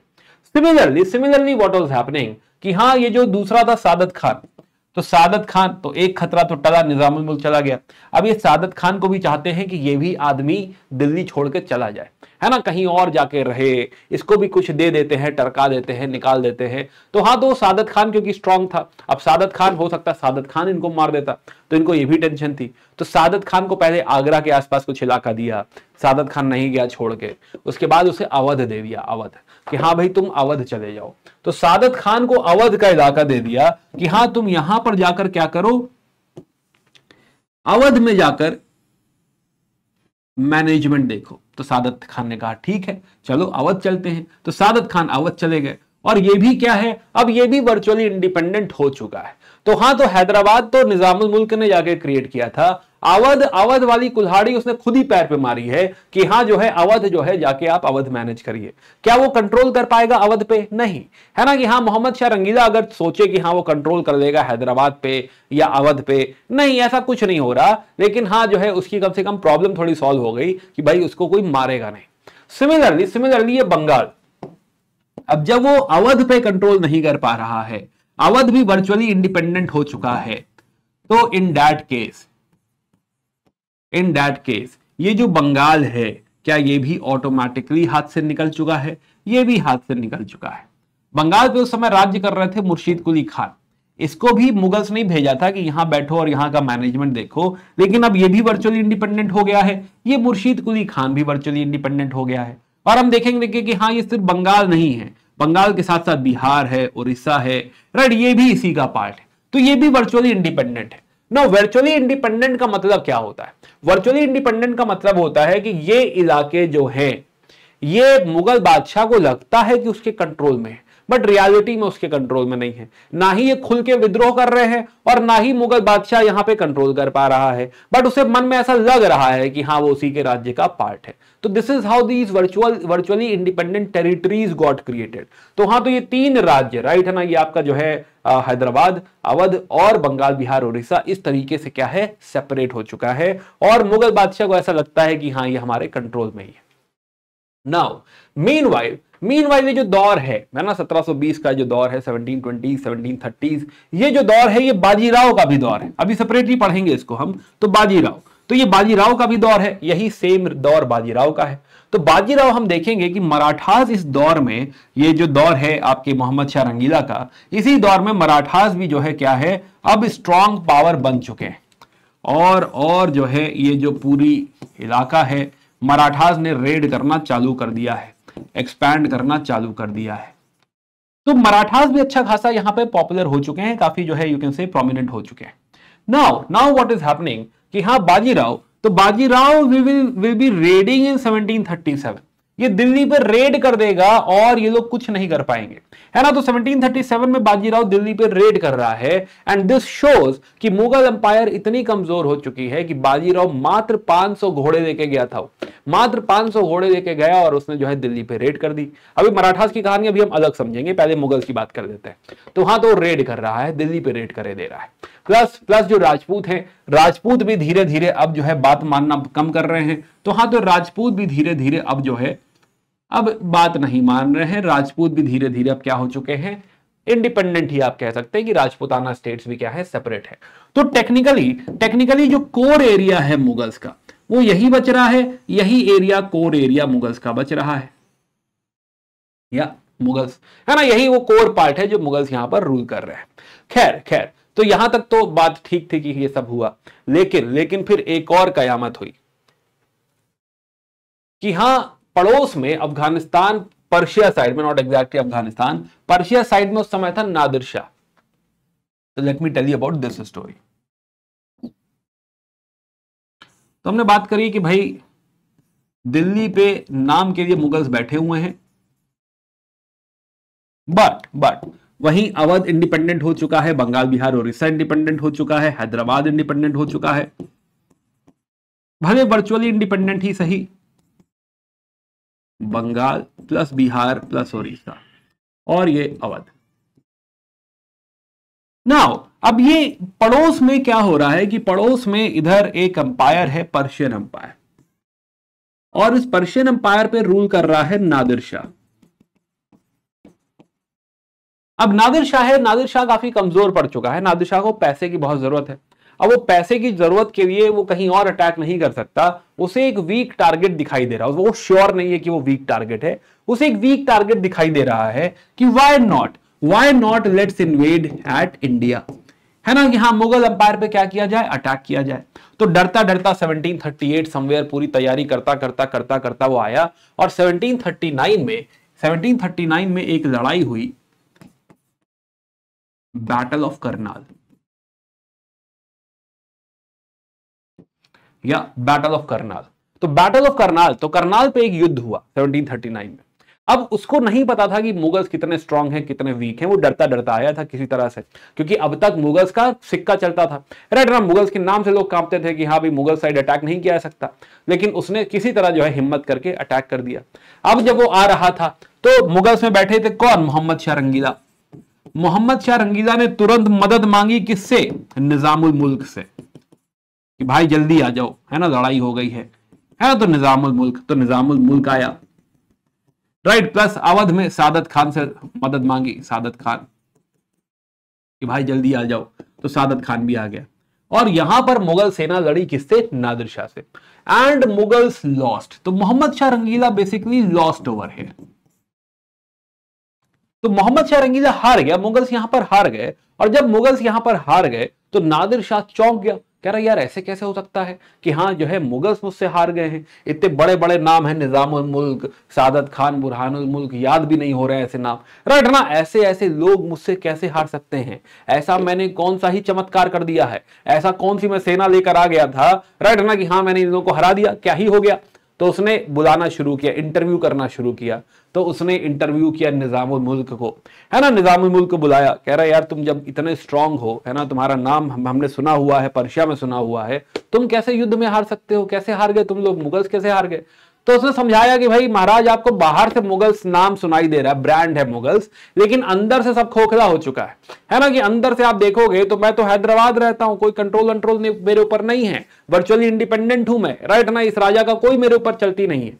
तो नादिर शाह चौंक गया, फिर उसने सादत खान को बुलाया, सादत खान को बोला कि निजामुल मुल्क ऐसा ऐसा कह रहा है, क्या ये सच है। सादत खान ने कहा अरे भाई साहब आप जो है ये समझिए कि आप फर्जी करनाल तक रुके हुए हैं, है राइट ना, करनाल में आपको क्या ही मिलेगा, है ना, 2-4 करोड़ रुपए कुछ मिल जाएंगे। आप ऐसा करिए, आप जो है चलिए दिल्ली, है ना, करनाल पे मत रुकिए, आप करनाल पे क्यों खड़े हैं, आप चलिए दिल्ली में आपको भर भर के पैसा मिलेगा, राइट ना, करोड़ों में, है ना, 70 करोड़ 50 करोड़ कुछ मिल जाएंगे, ऐसा 20 करोड़ का कुछ ऑफर दिया कि 20 करोड़ रुपए आपको चलिए मैं दिलवा देता हूं, इतना पैसा है ना। तो हाँ, तो जो है अब ये नादिर शाह जो पहले करनाल पे खड़ा हुआ था डर डर के, अब वो दिल्ली की तरफ पहुंच गया। तो अब उसने दिल्ली पर रेड किया, राइट ना, तो दिल्ली पर रेड किया, और जो 20 करोड़ की बात थी उसने 50 करोड़ लूटा। पहले तो जाके बादशाह बन गया, उसको मोहम्मद शाह रंगीला को उठाकर जेल में डाल दिया, कह रहा अभी 40-50 दिन मैं बादशाह रहूंगा यहाँ पे, जब तक यहाँ पे लूटपाट चल रही मैं बादशाह हूं। तो 40-50 दिन के लिए वही नादिर शाही बादशाह बन गया। और उसके बाद उसने जो भी कुछ मिला, एक जो है उनका वो तख्ते फिरोजा करके थ्रोन था, राइट ना, वो उठा ले गया। कोहिनूर डायमंड पा गया, वो भी उठा ले गया, है ना। तो वी रियलाइज कि हाँ ये खूब सारा पैसा यहाँ पे लूट के लेके चला गया। तो कहते ना तंगाली में आटा गीला, कि हाँ वैसे ही मोहम्मद शाह रंगीला की हालत खराब थी, मुगल्स की हालत खराब हो रखी थी। अब ऐसे में नादिर शाह बाकी जो बची खुची इज्जत थी वो भी लूट के चला गया। इनफैक्ट तो देखो पैसा लूटा वो तो एक बात है, लेकिन इज्जत लूट गई वो ज्यादा बड़ी इंपॉर्टेंट बात है। कि अब सबको पता है कि मुगल्स खोखले हो चुके हैं, है ना, रियल स्ट्रेंथ मुगल्स में एग्जिस्ट नहीं करती। अब ये एक्सपोज कर दिया है उसने कि हाँ रियलिटी में ऐसी कोई बहुत पावर नहीं रह गई है, रियलिटी में मुगल्स को हराना बहुत ही आसान हो चुका है, क्योंकि ये ताश के पत्तों की तरह है, हाउस ऑफ कार्ड्स है, राइट ना, ये टूट के बिखर जाएगा, जरा सा फूंक मारोगे टूट के बिखर जाएंगे लोग। तो हाँ, तो ये उसने प्रूव कर दिया। हालांकि फिर जो है उसे यहाँ पे राज्य नहीं करना था, तो अपना लूट पाट के पैसा वैसा लेके वापस चला गया, वो वापस चला गया, मोहम्मद शाह रंगीला वापस थ्रोन पे बैठ गए। तो दिस हैपेंड इन 1739, राइट ना। तो हाँ, तो this is a major shock, this is a major shock कि हाँ भी जो है इसने अटैक किया और जो है इतना पैसा भी लेके चला गया और साथ ही साथ एक्सपोज करके भी चला गया मोहम्मद शाह रंगीला को कि हाँ ये राज्य जो है ये किस तरीके का राज्य हो चुका है। So this is happening around 1740, है ना। अब इसके बाद क्या हो रहा है, तो ये टोटल मोहम्मद शाह रंगीला का राज्य देखें एक बार, थोड़ा इसको रिव्यू करें। तो हमने समझा कि हाँ ये जो लेटर मुगल्स हैं किस तरीके से कमजोरी बढ़ाते जा रहे हैं। एक हमने बहादुर शाह को देखा जो शाह बेखबर था, एक जहांगीर शाह को देखा, इजारा सिस्टम लेकर आ गया था, एक फारूक सियार से हमने किंग मेकर्स देखे कि हाँ फारूक सियार है, रफीउद्दजारत है, रफीउद्दौला है, और फिर ये जो मेन कल्प्रिट है वो है मोहम्मद शाह रंगीला। अब मोहम्मद शाह रंगीला तो जो एम्पायर इनको इतनी बढ़िया मिली हुई थी ये स्पेशली एकदम मुंह के बल गिरी है मोहम्मद शाह रंगीला के टाइम में, या इसी के टाइम में हम देख रहे हैं कि हैदराबाद क्रिएट हो रहा है, अवध क्रिएट हो रहा है, बंगाल, 3 मेजर एरियाज जो हैं हाथ से निकल चुके हैं। यस, इसी के टाइम में हम देख रहे हैं कि हाँ जो है एक बैटल ऑफ करनाल भी हो गई, राइट। 1739 नादिर शाह का इन्वेजन भी हो गया है। तो ये पूरी तरह से खोखले हो चुके हैं, पूरी तरह से खोखले हो चुके हैं। इंडियन पॉलिटिकल सिस्टम हम कह सकते हैं कि now this is a fragmented system. कैसा सिस्टम है ये? फ्रैगमेंटेड सिस्टम है। There is no uniform strong centre, कि कोई एक स्ट्रॉन्ग राजा, कोई एक स्ट्रॉन्ग सेंटर अब यहां पर एग्जिस्ट नहीं करता है ना। तो this is all you can say, सारा क्रेडिट हम किसको दे सकते हैं? All credit goes to our beloved Mohammad Shah Rangila. तो रंगीला ने ये पूरी कहानी खराब कर दी। अब इसके बाद कोई कहानी बची नहीं है ना, कि इसके बाद आप रियलिटी में देखो तो कोई कहानी बची नहीं है। अब इसके बाद कुछ टाइम तक अहमद शाह बहादुर रूल कर रहे हैं।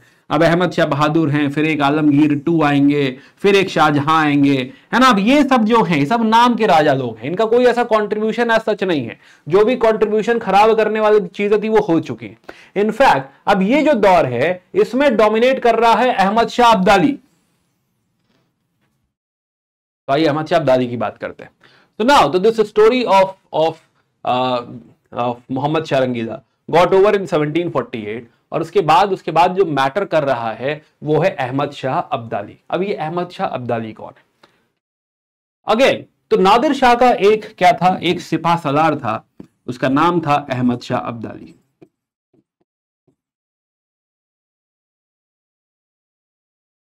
अब क्योंकि ये सिपा सलार है नादिर शाह का, तो इसे भी सारी सच्चाई पता है, इसे भी सारी सच्चाई पता है। अब हो क्या रहा है कि after some time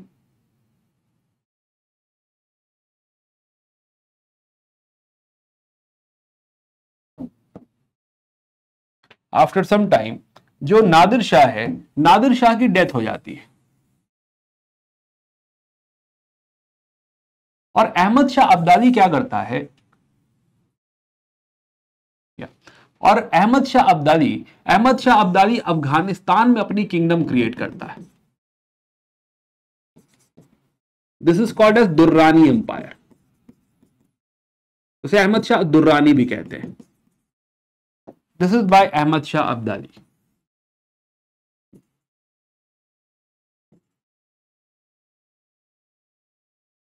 Ahmad Shah Abdali, तो अहमद शाह अब्दाली यहां पे अपनी एम्पायर क्रिएट करता है अफगानिस्तान में। नादिर शाह जा चुका है, नादिर शाह की डेथ हो चुकी है। This is in 1740 somewhere. तो अब इसने क्या कर दिया है, अपनी एक अफगानिस्तान में एम्पायर क्रिएट कर दी।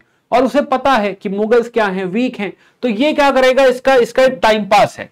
बीच में जब इसका मन करेगा ये अटैक करेगा, अटैक करेगा, अटैक करेगा, लूटेगा पाटेगा, चले जाएगा, राइट ना। ऐसा अटैक वो करता जा रहा है। इनफैक्ट मुगल्स क्या है, मुगल्स अपनी मर्जी से क्या कह देंगे, है ना, ये अहमद शाह बहादुर जो आप नाम देख रहे थे, ये कहेंगे कि महाराज बार बार आप आते हैं, ऐसा करिए पंजाब वाला इलाका आप ले लीजिए।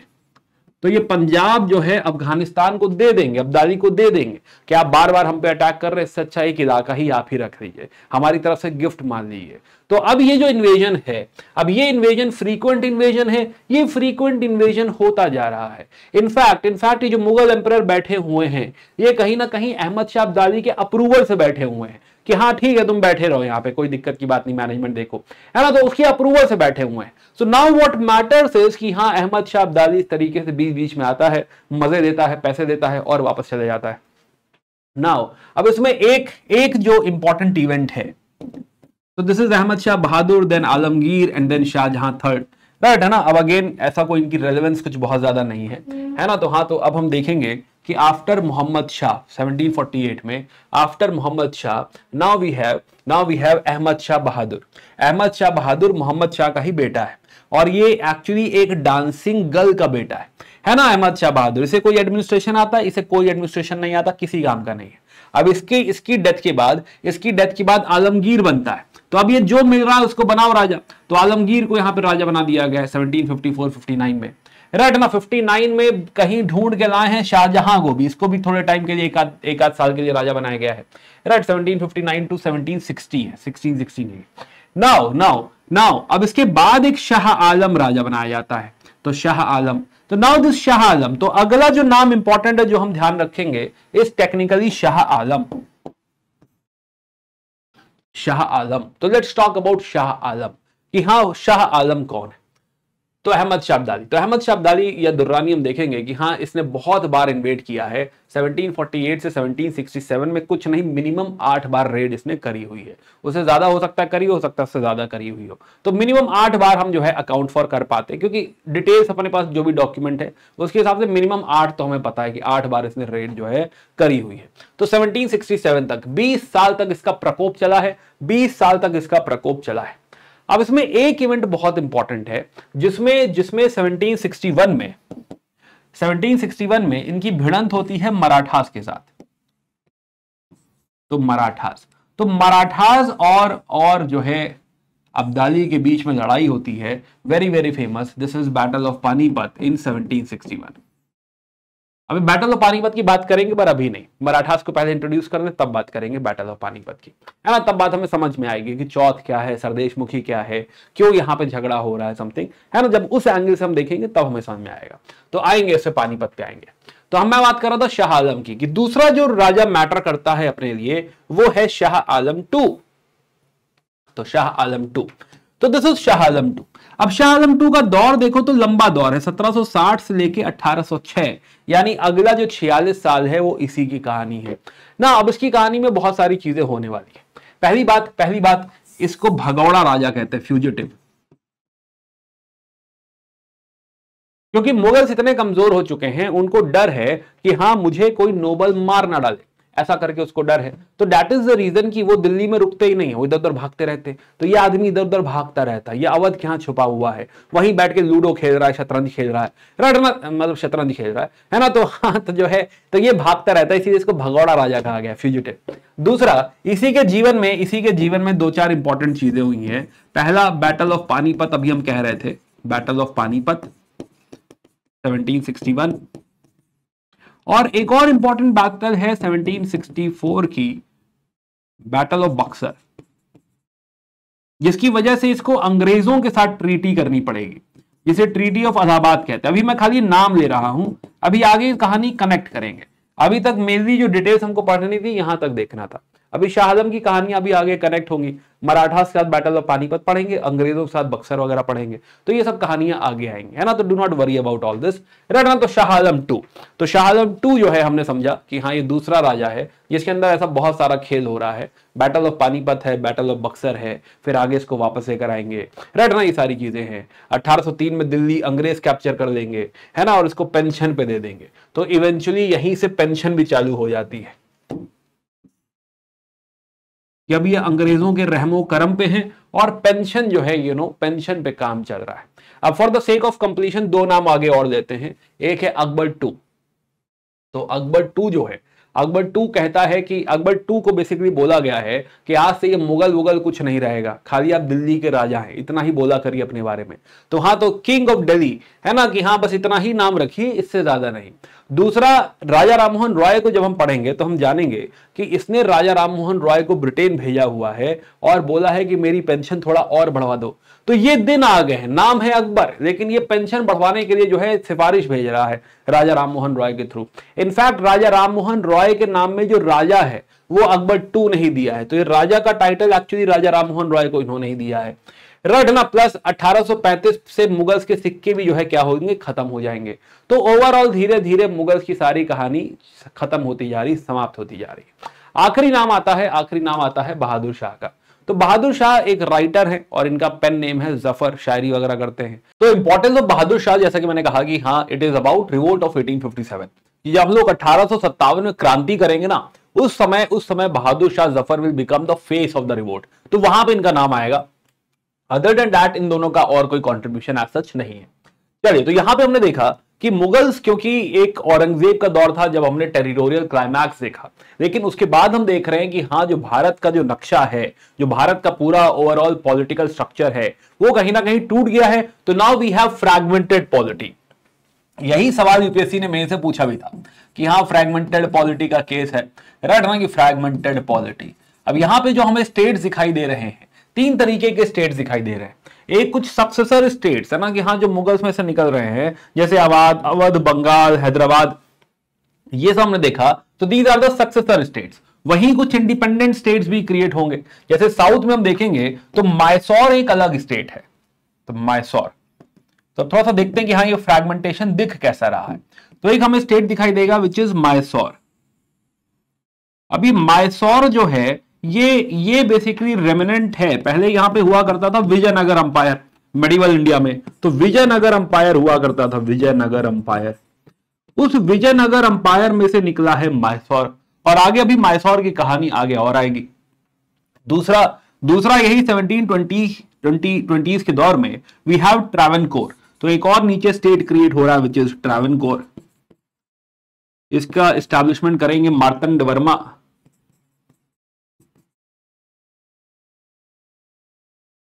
या सिमिलरली एक हमें दिखाई देगा कि हाँ ये जो इलाका है, इस इलाके को कहेंगे कार्नाटिक। तो ये जो पार्ट है this will be called as Carnatic. हम समझेंगे कि हाँ अंग्रेजों का वर्चस्व जो है वो कार्नाटिक वाले इलाके में। प्लस एक और जो हम लोग ने स्टैब्लिश किया, अभी हमने स्टैब्लिश किया कि हाँ निजाम अलग हो गया था। तो हैदराबाद स्टैब्लिश किया था निजामुल मुल्क ने। तो निजामुल मुल्क ने हैदराबाद स्टैब्लिश कर दिया था।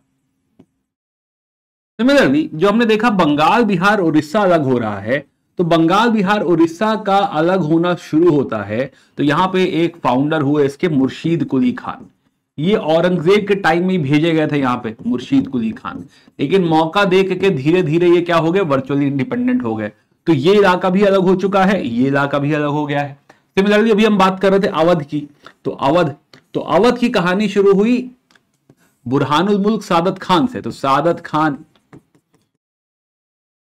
और यहां से अवध जो है, अवध भी सेपरेट हो जाएगा, और आगे के पॉलिटिकल डिस्कशन में अवध का भी नाम आएगा। तो अवध एक सेपरेट एंटिटी क्रिएट हो चुका है। यस, अवध एक सेपरेट एंटिटी क्रिएट हो चुका है। सिमिलरली जो राजपूत हैं, राजपूत भी अब धीरे धीरे क्या है कि अपनी इंडिपेंडेंस या फिर वर्चस्व जो है यहां पर इस्टेब्लिश करेंगे। तो राजपूत, जैसे कि आमेर, तो आमेर में हमें क्या दिखाई देगा, आमेर के राजा हैं जय सिंह। तो आमेर, तो इंपॉर्टेंट राजपूत किंग्स की अगर हम बात करें तो आमेर पे बैठे हुए हैं जय सिंह। सिमिलरली मारवाड़ वाले इलाके में या तो मारवाड़ पे बैठे हुए हैं अजीत सिंह, जोधपुर वाला इलाका जो है अजीत सिंह। तो अब दिख रहा है कि हाँ, मुगल्स का ओवरऑल वर्चस्व नहीं रहा, धीरे धीरे बाकी के राज्य जो है वो इंपॉर्टेंट होने लग रहे हैं, अलग होने लग रहे हैं। यस, अब जो मुगल्स का जो कोर एरिया हमको दिखाई दे रहा है वो ये पार्ट है, core area, sorry, core area. अब इसी में एक छोटा सा यहां पे एक राज्य हमको दिखाई दे रहा है रोहिल्लास का, रोहिलखंड, रोहिलखंड। अब ये जो रोहिलखंड है, रोहिलखंड, तो ये जो राज्य स्थापित हुआ था, ये यूपीएससी पूछ भी चुका है बाय द वे, ये जो राज्य रोहिलास वाला जो राज्य स्थापित हुआ था, ये हुआ था in the times of Aurangzeb.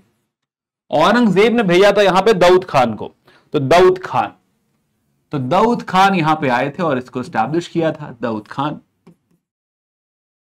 या दाऊद खान। ये लोग क्या है, अफगानी है, पश्तून ट्राइब है। ये जो रोहिलास हैं technically they are Afghani, Afghans या। और इसी में आगे जाके एक नाम आता है नजीबुद्दौला, तो एक रोहिला सरदार है इसी में, नजीबुद्दौला, नजीबुद्दौला। तो जब अब्दाली ने अटैक किया था ना, अभी हम लोग डिस्कस कर रहे थे कि अब्दाली ने अटैक किया था, तो जब अब्दाली ने अटैक किया था मुगल्स के ऊपर, तो नजीबुद्दौला को यहां पे क्या बना दिया था, मीर बख्शी बना दिया था कि हाँ, Najibuddaula will have a very very important position, kind of वो अब्दाली का एजेंट बन जाता है और मुगल्स के दरबार में बैठता है ना, मीर बख्शी बन के, वेरी पावरफुल पोजीशन। तो मीर बख्शी बन के यहाँ के अरब जो है इनके दरबार में बैठता है। दूसरा हम लोग बात कर रहे थे जाट की, हम लोग बात कर रहे थे जाट। तो जाटों की कहानी चालू हुई थी चूड़ामन जाट, तो चूड़ामन, तो जाट भी एक छोटा सा राज्य अलग क्रिएट हो चुका है। यस, सिमिलरली एक और जो है यू कैन से राज्य क्रिएट हुआ। अच्छा, चूड़ामन के आगे जाके एक जाट हुए जो कि बहुत फेमस हुए, उनका नाम है सूरजमल। तो सूरजमल, अब एक सवाल क्या पूछा जा सकता है कि सूरजमल को प्लेटो ऑफ जाट कहा जाता है, प्लेटो ऑफ जाट या प्लेटो ऑफ जाट। तो he is another important person. Yes, similarly एक और राजा हुए छत्रसाल, तो ये पड़ेगा थोड़ा इस इलाके में समवेयर, छत्रसाल। तो अगर आपने बाजीराव मस्तानी देखी है, तो मस्तानी जो है वो बेसिकली छत्रसाल की बेटी है। तो हाँ, तो ये राज्य पन्ना पे है, एट पन्ना, तो छत्रसाल। तो ये भी एक छोटा सा किंगडम अलग हो चुका है, एक छोटा सा किंगडम ये भी अलग हो चुका है। सिमिलरली हम लोग सिखों की बात कर रहे थे, तो जो सिख किंगडम है, राइट ना, सिख, तो इनिशियली यहां पर हमने बात कही गुरु गोविंद सिंह। तो गुरु गोविंद सिंह से मित्रता हो गई थी, बट गुरु गोविंद सिंह की अनफॉर्चुनेटली डेथ हो जाती है 1708 में। और उसके बाद यहां पर जो है बंदा बहादुर यहां पर कमांड संभालते हैं, बट उनको भी जल्दी एग्जीक्यूट कर दिया जाता है। 1715 के आसपास उनको भी एग्जीक्यूट कर दिया जाता है। और ये जो इलाका है ये थोड़ा टर्मोइल में आ जाता है, केओटिक हो जाता है। Punjab will wait for very very long time. तो 1790s में रंजीत सिंह की एंट्री होगी। तो 1790s में we will have Ranjit Singh, बहुत बाद में आएंगे रंजीत सिंह, या तब तक है ना, ये 1790s में एंट्री हो रही है रंजीत सिंह की। अगेन आपको कोई भी ऐसा ईयर सारे इवेंट्स वगैरह रटने हैं, ईयर रटना है। हिस्ट्री में ये मिथ है कि हमें सारे ईयर रटने होते हैं।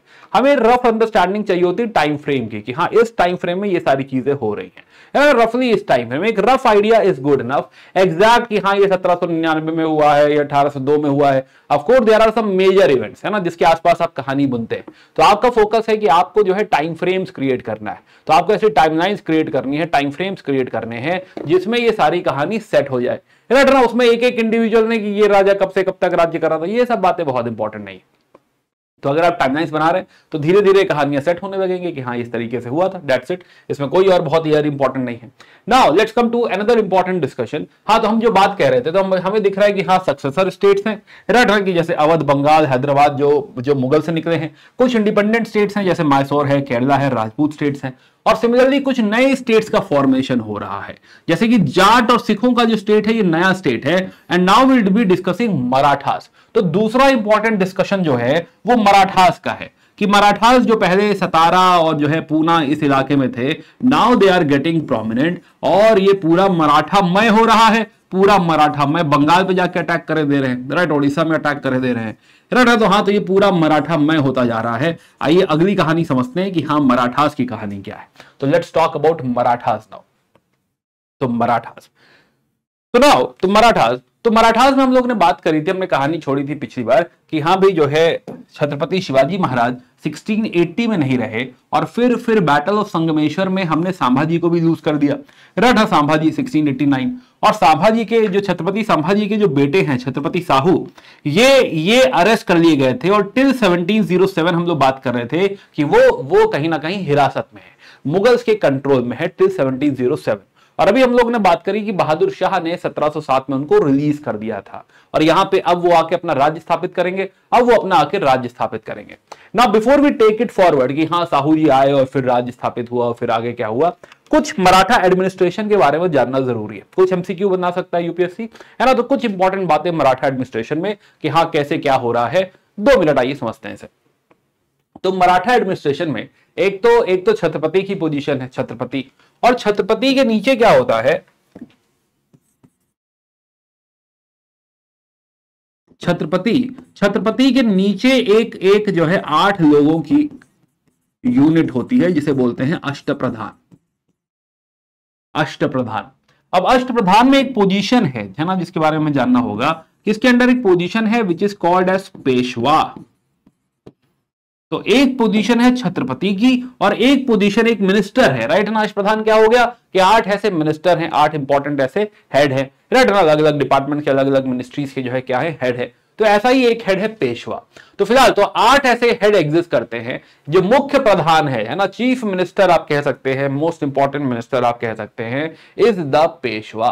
पेशवा का काम क्या है, वो प्राइम मिनिस्टर की तरह बिहेव करेगा, राइट ना। अगर राजा एब्सेंट है तो राजा के एब्सेंट में वो सारा काम करेगा। क्या वो फाइनेंस मिनिस्टर है? नहीं, वो फाइनेंस मिनिस्टर नहीं है। फाइनेंस मिनिस्टर को अमत्या या फिर मजुमदार कहते हैं, राइट ना। कोई रिकॉर्ड बनाता है तो उसे वकिया नविस कहते हैं। कोई जो है वॉर पीस और डिप्लोमेसी में एडवाइजरी का काम कर रहा है कि युद्ध करे ना करे, समझौता करें कि ना करें, उसे सुमंत बोलते हैं, सुमंत या फिर दाबिर। सिमिलरली एक सचिव भी है, वो करस्पॉन्डेंस देखता है कि दूसरे स्टेट के साथ चिट्ठी लिखी जा रही है। एक पंडित राव है, अब जैसे नाम पंडित है ना, तो हाँ, तो वो क्या है, वो बेसिकली रिलीजन रिलेटेड देखता है। जो पंडित है उसे धर्म का ज्ञान है, उसे लॉ का पता है, तो इसीलिए वो क्या है, जिला जो है ये चीफ जस्टिस भी है, दंड अध्यक्ष भी है। सिमिलरली एक और न्यायाधीश एग्जिस्ट करता है, राइट ना, सिविल और मिलिट्री जस्टिस के लिए। और एक है सरी नौबत। सरी नौबत इज सेनापति, कमांडर इन चीफ। कहने का मतलब यह है कि ना ही पेशवा फाइनेंस मिनिस्टर है और ना ही पेशवा सेनापति है। तो there are 8 positions, right. We must understand कि हाँ, सेनापति भी एक सेपरेट पोजीशन है और मजुमदार यानी कि फाइनेंस मिनिस्टर ये भी एक सेपरेट पोजीशन है। इसके अलावा और भी लोग हैं, but Peshwa seems to be a very very important position. Peshwa इतना इंपॉर्टेंट है कि हाँ, अगर छत्रपति एब्सेंट हैं, कहीं युद्ध पे गए हुए हैं, तो पेशवा विल बेसिकली हैंडल, या फिर वो बीमार हैं, छुट्टी पे है, तो in that case Peshwa will handle. तो Peshwa seems like very important position, more like a home minister, general administration. ये सारी चीजें कौन देखता है? पेशवा देखता है, पेशवा। तो पेशवा एक इंपॉर्टेंट पोजीशन है, ये हमने स्थापित किया। दूसरा इंपॉर्टेंट पार्ट है छत्रपति के एडमिनिस्ट्रेशन में उनका रेवेन्यू।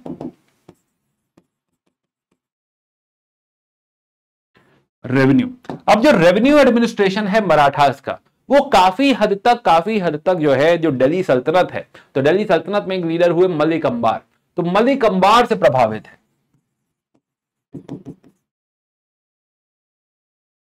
मलिक अंबार का एक काठी सिस्टम हुआ करता था, काठी सिस्टम, राइट ना। तो उससे जो है क्या है, ये मलिक अंबार के काठी सिस्टम से प्रभावित है। लगभग 30% जो है शेयर ये लोग किसानों से लेते हैं और ये काफी जो है, ये जो यू कैन से 30% शेयर आप लिख सकते हो। Plus it is very benevolent, किसानों के हक में है। फॉर एग्जाम्पल, छत्रपति शिवाजी महाराज हमेशा ऐसा चाहते थे कि जो इजारा सिस्टम है, रेवेन्यू फार्मिंग, वो कभी नहीं होना चाहिए।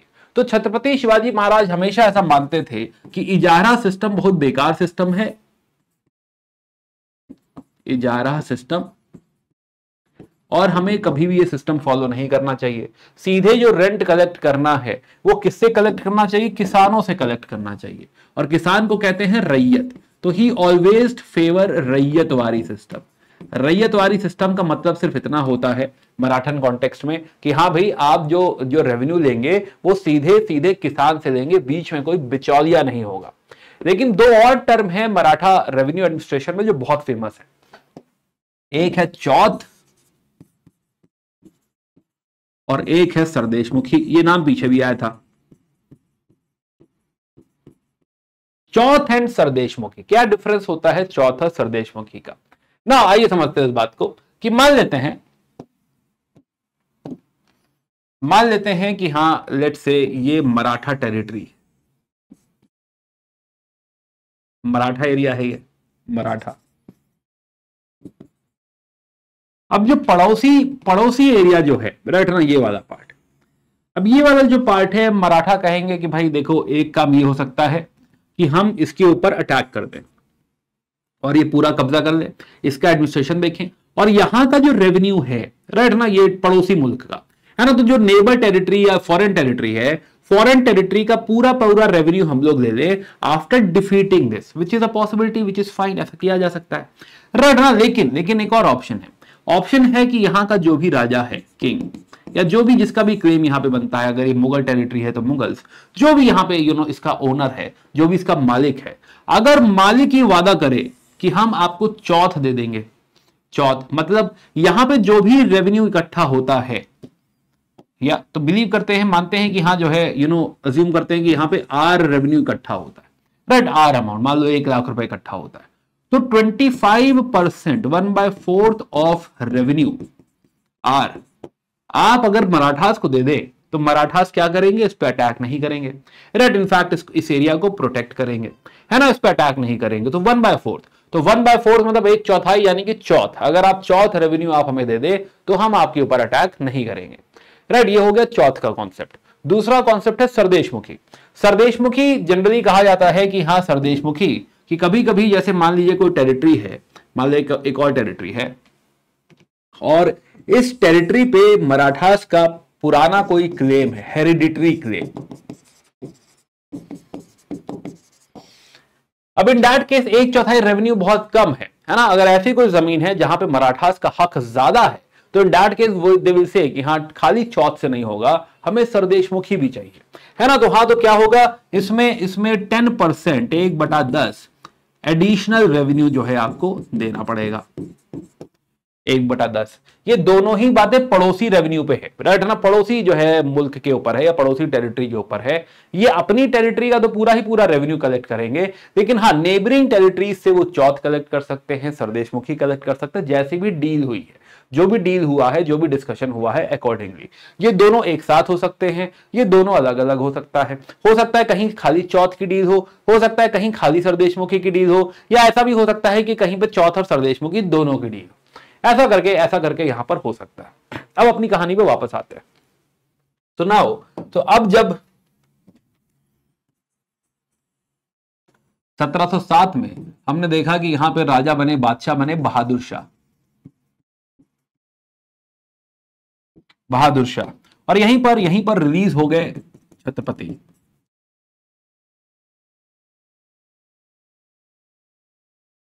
साहू, तो साहू बनेंगे, अब छत्रपति बनेंगे, तो साहू को रिलीज कर दिया गया। अब जब साहू को रिलीज कर दिया गया तो यहां पर ऑलरेडी उस समय मराठास की गद्दी पे बैठे हुए थे शिवाजी टू,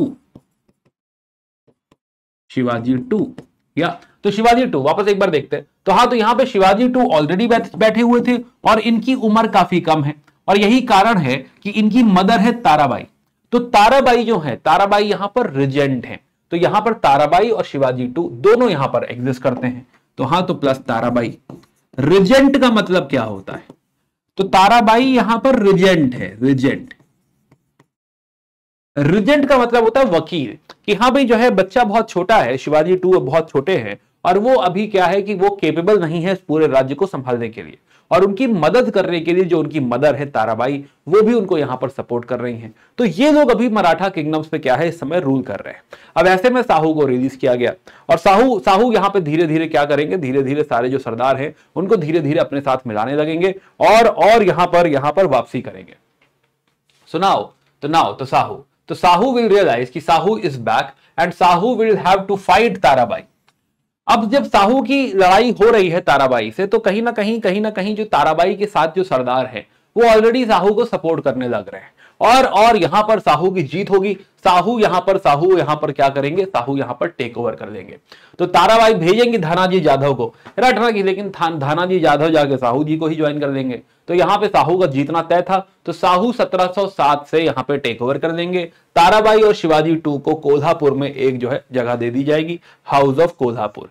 रट तो कोल्हापुर में क्या होगा, यहां पर ताराबाई और शिवाजी रहेंगे, और सतारा में जो है कौन रहेगा, सतारा में स्वयं छत्रपति रहेंगे, छत्रपति साहू। और पुणे में कौन है, पुणे में ऑफिस है पेशवा का, पेशवा। अब यहां पर साहू के राइज में कहीं ना कहीं बहुत बड़ा योगदान है पेशवा, अभी तो पेशवा नहीं बने हैं, लेकिन बहुत बड़ा योगदान है बालाजी विश्वनाथ का। तो ये जो ओवरऑल रीएस्टैब्लिशमेंट ऑफ साहू है क्या, तो साहू का जो रीएस्टैब्लिशमेंट है इसमें बहुत बड़ा योगदान है बालाजी विश्वनाथ का।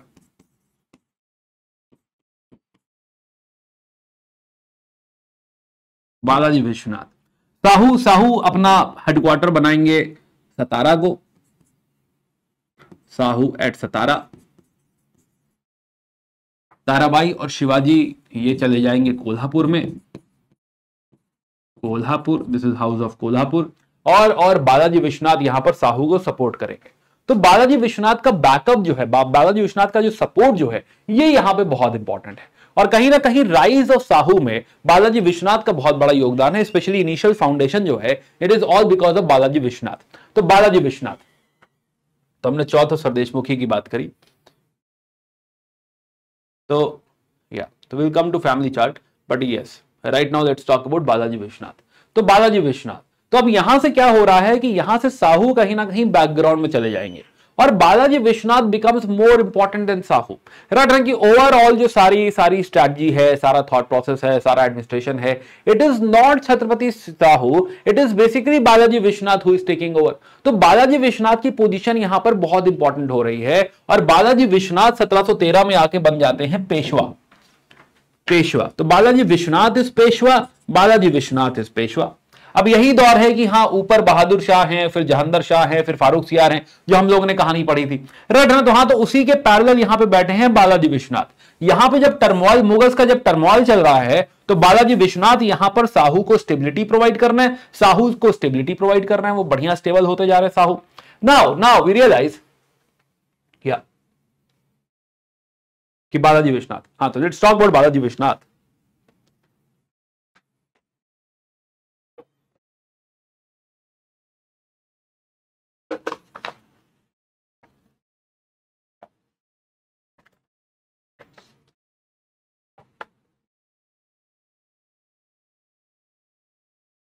Yeah.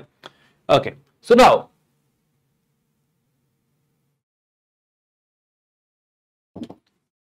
तो बालाजी विश्वनाथ जैसा कि मैंने कहा कि हाँ, ये बन गए Peshwa, and he will be positioned at Pune, है ना। तो पुणे में वो पेशवा बन चुके हैं। अब बालाजी विश्वनाथ जो है, इनको कहा जाता है सेना कार्ते।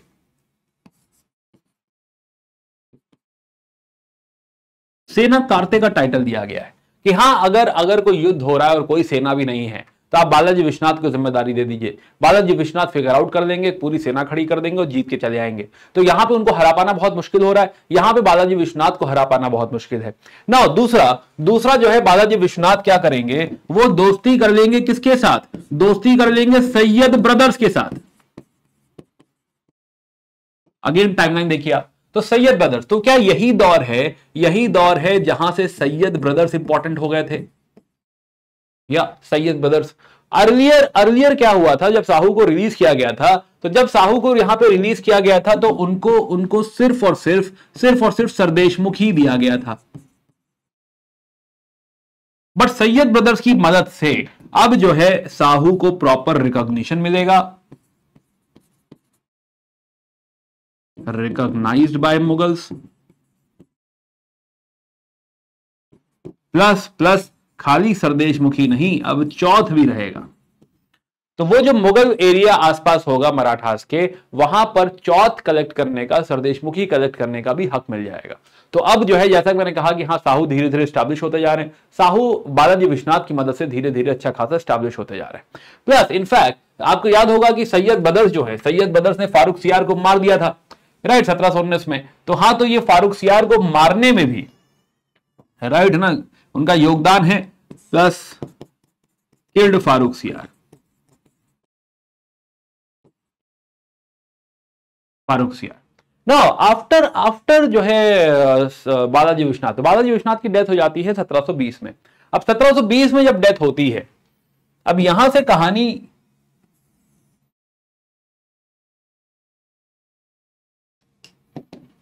तो आफ्टर 1720, देखो पेशवा की पोजीशन अब तक हेरिडिटरी नहीं थी। ऐसा नहीं था कि हाँ, बालाजी विश्वनाथ के बेटे आगे जाके पेशवा बनेंगे, लेकिन Balaji Vishwanath became first of all so prominent. और फिर उनके बेटे हैं कौन, बाजीराव। तो उनके बेटे हैं यहाँ पे बाजीराव भल्लार, तो बाजीराव। तो अब यहां पे एंट्री हो रही है बाजीराव की, बाजीराव।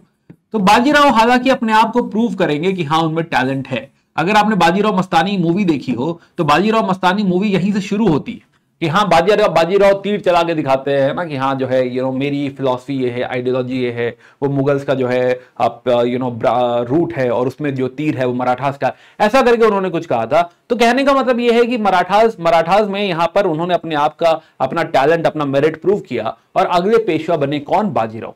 साहू अभी भी बैठे हुए हैं, तो अगले पेशवा यहां पर बनते हैं बाजीराव। ना Bajirao himself is a great warrior, है ना। तो बालाजी विश्वनाथ, तो हमने पहली कहानी देखी बालाजी विश्वनाथ की, दूसरी कहानी हम बात कर रहे हैं बाजीराव की, 1720 से 1740। तो अगला 20 साल जो है वो है बाजीराव का, राइट। अगला 20 साल बाजीराव का 20 साल है। और बाजीराव के सामने कौन बैठा हुआ है, मुगल कौन बैठा हुआ है, तो मुगल हम देखेंगे कि हाँ, अब बैठे मोहम्मद शाह रंगीला, MSR। तो मोहम्मद शाह रंगीला तो वैसे भी जो है कुछ ऐसा कंट्रीब्यूट नहीं कर रहे, तो ये कहीं ना कहीं बाजीराव के लिए मौका है। अब बाजीराव एक्सपैंड कर सकते हैं, पूरे भारत में जो करना चाहे वो कर सकते हैं। तो बाजीराव का जो थॉट प्रोसेस है ना, तो हाँ, तो after Balaji Vishwanath we have Bajirao. तो 1720 से 1740 वी हैव बाजीराव। तो लेट्स टॉक अबाउट हिम। तो बाजीराव, तो ऐसा हमने सुना है कि चीते की चाल, बाज की नजर और बाजीराव की तलवार पर संदेह नहीं करते, ऐसा करके कहा था उन्होंने, है ना। तो आइए समझते हैं कि हाँ, उन्होंने क्या कंट्रीब्यूट किया। तो वी रियलाइज कि हाँ, इनिशियल स्टेज में ही बाजीराव ने, हम वहीं पे कंटिन्यू करते हैं ताकि आपके लिए रेफर करना इजी रहे।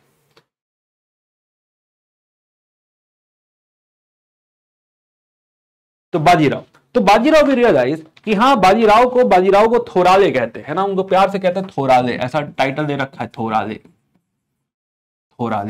प्लस इनिशियल स्टेज में ही 1722 में उन्होंने सीधे जाके पोर्चुगीज को चैलेंज किया, और पोर्चुगीज 2 आइलैंड पे बैठे हुए थे बॉम्बे के पास, सालसिटे और बसीम। तो हाँ, तो वर्सेस पोर्चुगीज।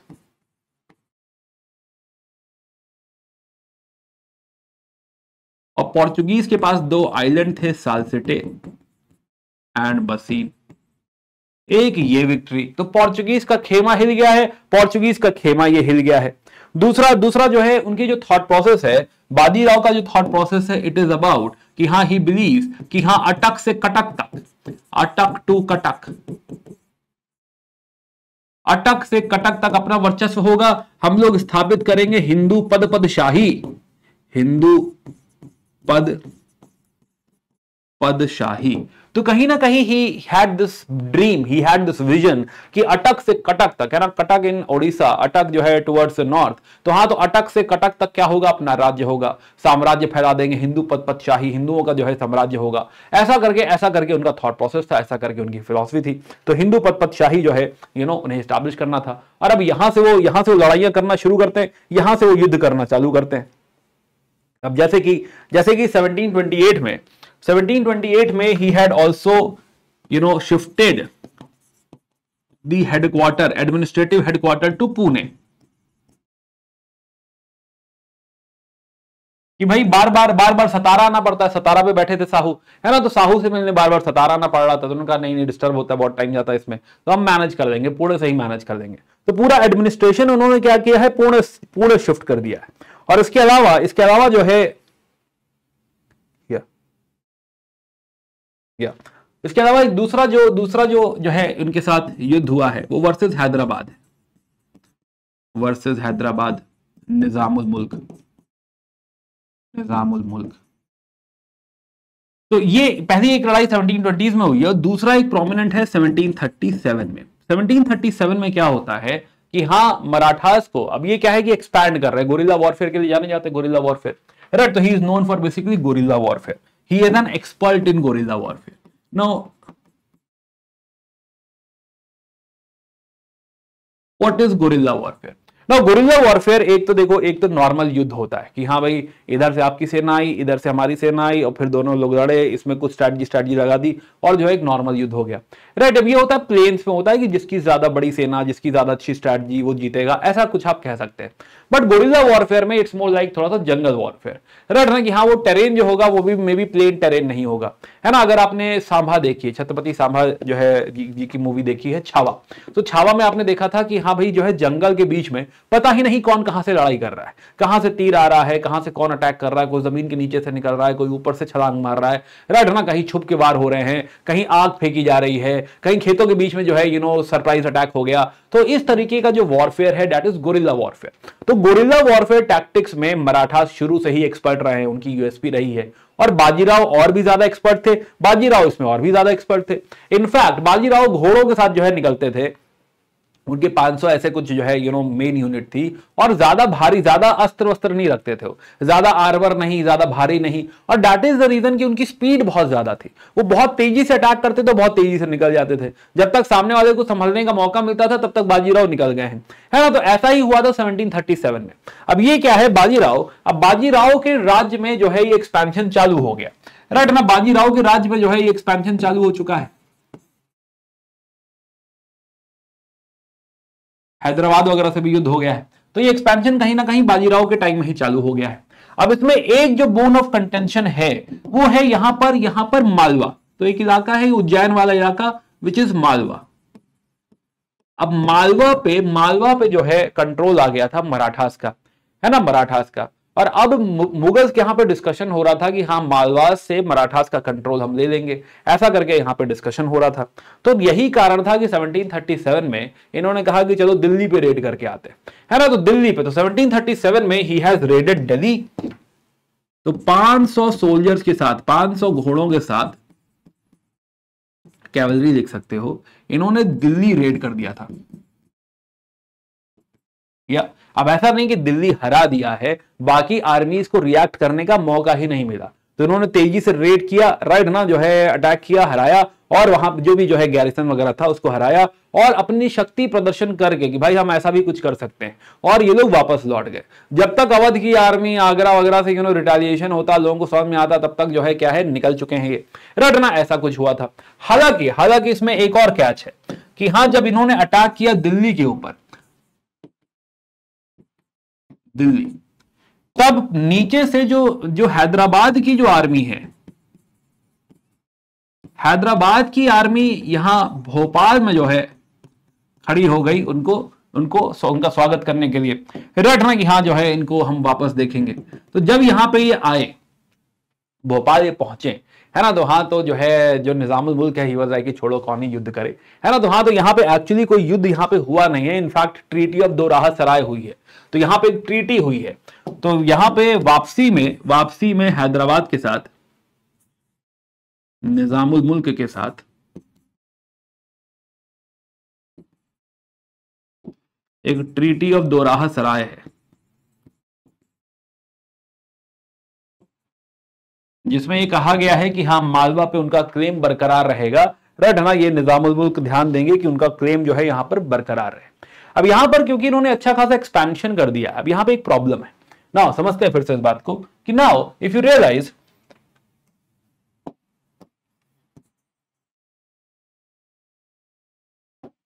कि अब ये जो एक्सपेंशन हो चुका है, पहले मराठास यहीं तक थे, ये इलाका था मराठास का, लेकिन अब क्योंकि एक्सपैंड हो चुका है, और दूसरी प्रॉब्लम है कि छत्रपति साहू जो हैं, क्या साहू एक स्ट्रॉन्ग लीडर की तरह इसको टेकअप कर रहे हैं? नहीं, साहू एक स्ट्रॉन्ग लीडर की तरह इसको टेकअप नहीं कर रहे। तो जिम्मेदारी पूरी की पूरी किस पे आ चुकी है? पेशवास पे आ चुकी है, बाजीराव पे आ चुकी है। बाजीराव कौन है? बाजीराव पेशवा है, टेक्निकली एक मिनिस्टर है, राइट, एक सरदार है। और अब जो है, अब जो बाकी के जो मराठा फैमिलीज हैं, क्या वो इस बात को एक्सेप्ट करेंगी कि हाँ साहू कुछ नहीं कर रहे हैं और पेशवा बाजीराव का ही पूरा कंट्रोल है या पेशवास का ही पूरा कंट्रोल है? क्या वो इस बात को एक्सेप्ट करेंगे? तो कहीं ना कहीं एक 100% acceptance from all the segments, right, है ना, कहीं ये चीज मिसिंग है। और यहां पर उनको एक आइडिया आता है, उनको समझ में आता है कि अगर इसको सॉल्व करना है तो I have to establish confederacy. तो यहां पर एक चीज उन्होंने स्थापित करी है, वो है मराठा कॉन्फेडरेसी।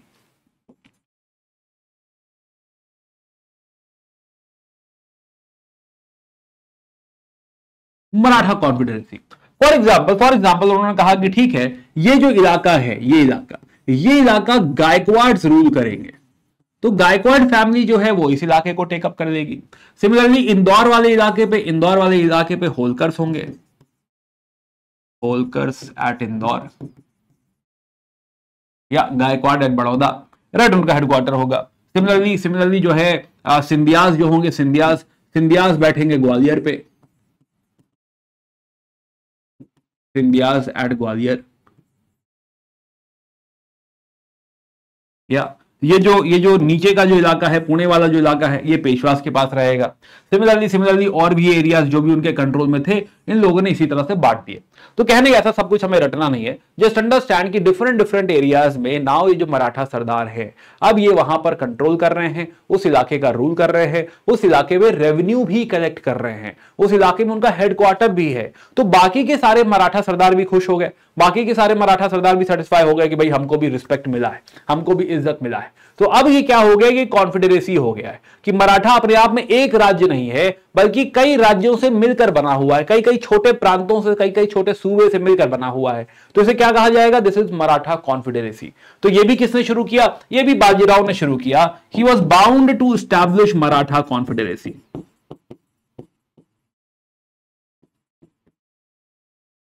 अब ये मराठा कॉन्फेडरेसी में ये तो सॉल्व हो गया कि हाँ जितने सारे लीडर्स हैं वो सारे सेटिस्फाइड हो जाएंगे, सारे खुश हो जाएंगे, ठीक है। लेकिन प्रॉब्लम है कि हाँ इनको लीड कौन करेगा? अब इनको लीड कर रहा है पेशवा। जब तक पेशवा स्ट्रांग है, जब तक बाजीराव जैसा कोई पेशवा है, या आगे हम देखेंगे बालाजी बाजीराव, जब तक कोई स्ट्रांग पेशवा है, वो सारे मराठा सरदारों को लेके चलेगा, सारे मराठा सरदार उनकी बात मानेंगे। लेकिन अगर पेशवा स्ट्रांग नहीं होगा तो ये सारे क्या होने लगेंगे? अपने आप में अलग होने लगेंगे, अपनी पावर दिखाने लगेंगे, कहेंगे नहीं सुनेंगे तुम्हारी, नहीं आएंगे युद्ध में, अलग हो जाएंगे, है ना। तो वी रियलाइज कि हाँ ये कहीं ना कहीं वीकनेस भी डेवलप हो गई है कि हाँ एक तो स्ट्रेंथ तो अभी के लिए ठीक है, अभी तो अच्छा लग रहा है, लेकिन आगे के लिए क्या हो गया है कि हाँ एक वीकनेस डेवलप हो गई है कि आपने अपने राज्य को थोड़ा सा डिसेंट्रलाइज कर दिया है ना, कि हाँ जो कमांड है वो नीचे वालों के हाथ में, गवर्नर्स के हाथ में दे दी है, राइट ना। अब ये प्रॉब्लमेटिक हो जाएगा आगे जाके this is going to be very problematic. तो खैर, तो दिस इज या प्लस इनका एक्सपेंशन में जो है, अगर आप नोट करना चाहें तो हाँ, तो जैसा कि मैंने कहा कि मालवा, तो हाँ तो ही हैज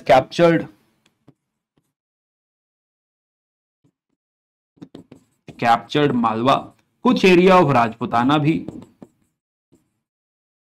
या प्लस डेक्कन, गुजरात एंड डेक्कन। तो एक अच्छा खासा यू कैन से जो है डेवलपमेंट हो चुका है कि हाँ Malwa, Rajputana, Ujjain area, Rajasthan area, Gujarat area, specially ये वाला जो पार्ट है, ये जो आपका वेस्टर्न फ्लैंक है, ये पूरा वेस्टर्न फ्लैंक उन्होंने अपने कंट्रोल में ले लिया है, पूरा का पूरा वेस्टर्न फ्लैंक उन्होंने यहाँ पे अपने कंट्रोल में ले लिया है। This was a very good development, very good development.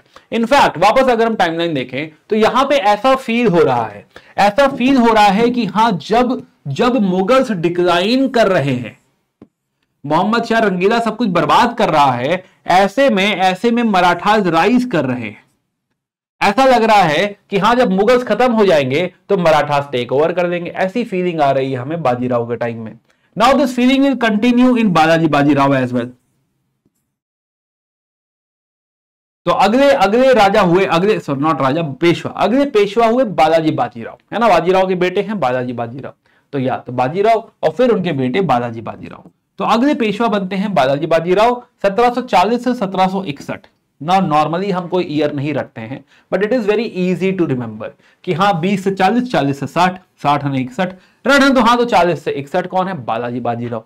नाम भी बड़े बड़े आसान है कि बालाजी विश्वनाथ बाजीराव, बालाजी बाजीराव रटना। तो हाँ, तो नाम भी बड़ा आसान है। तो अब राजा कौन बना, सॉरी पेशवा कौन बना? बालाजी बाजीराव।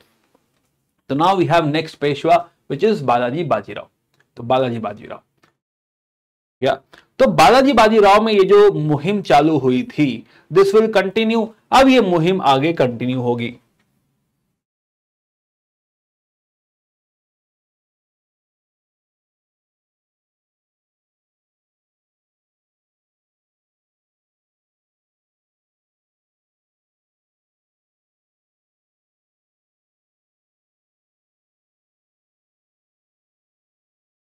तो 1740 में हम क्या देख रहे हैं? 1740 में हम देख रहे हैं कि हाँ जो है एंट्री हो रही है बालाजी बाजीराव की। तो now we have Balaji Bajirao.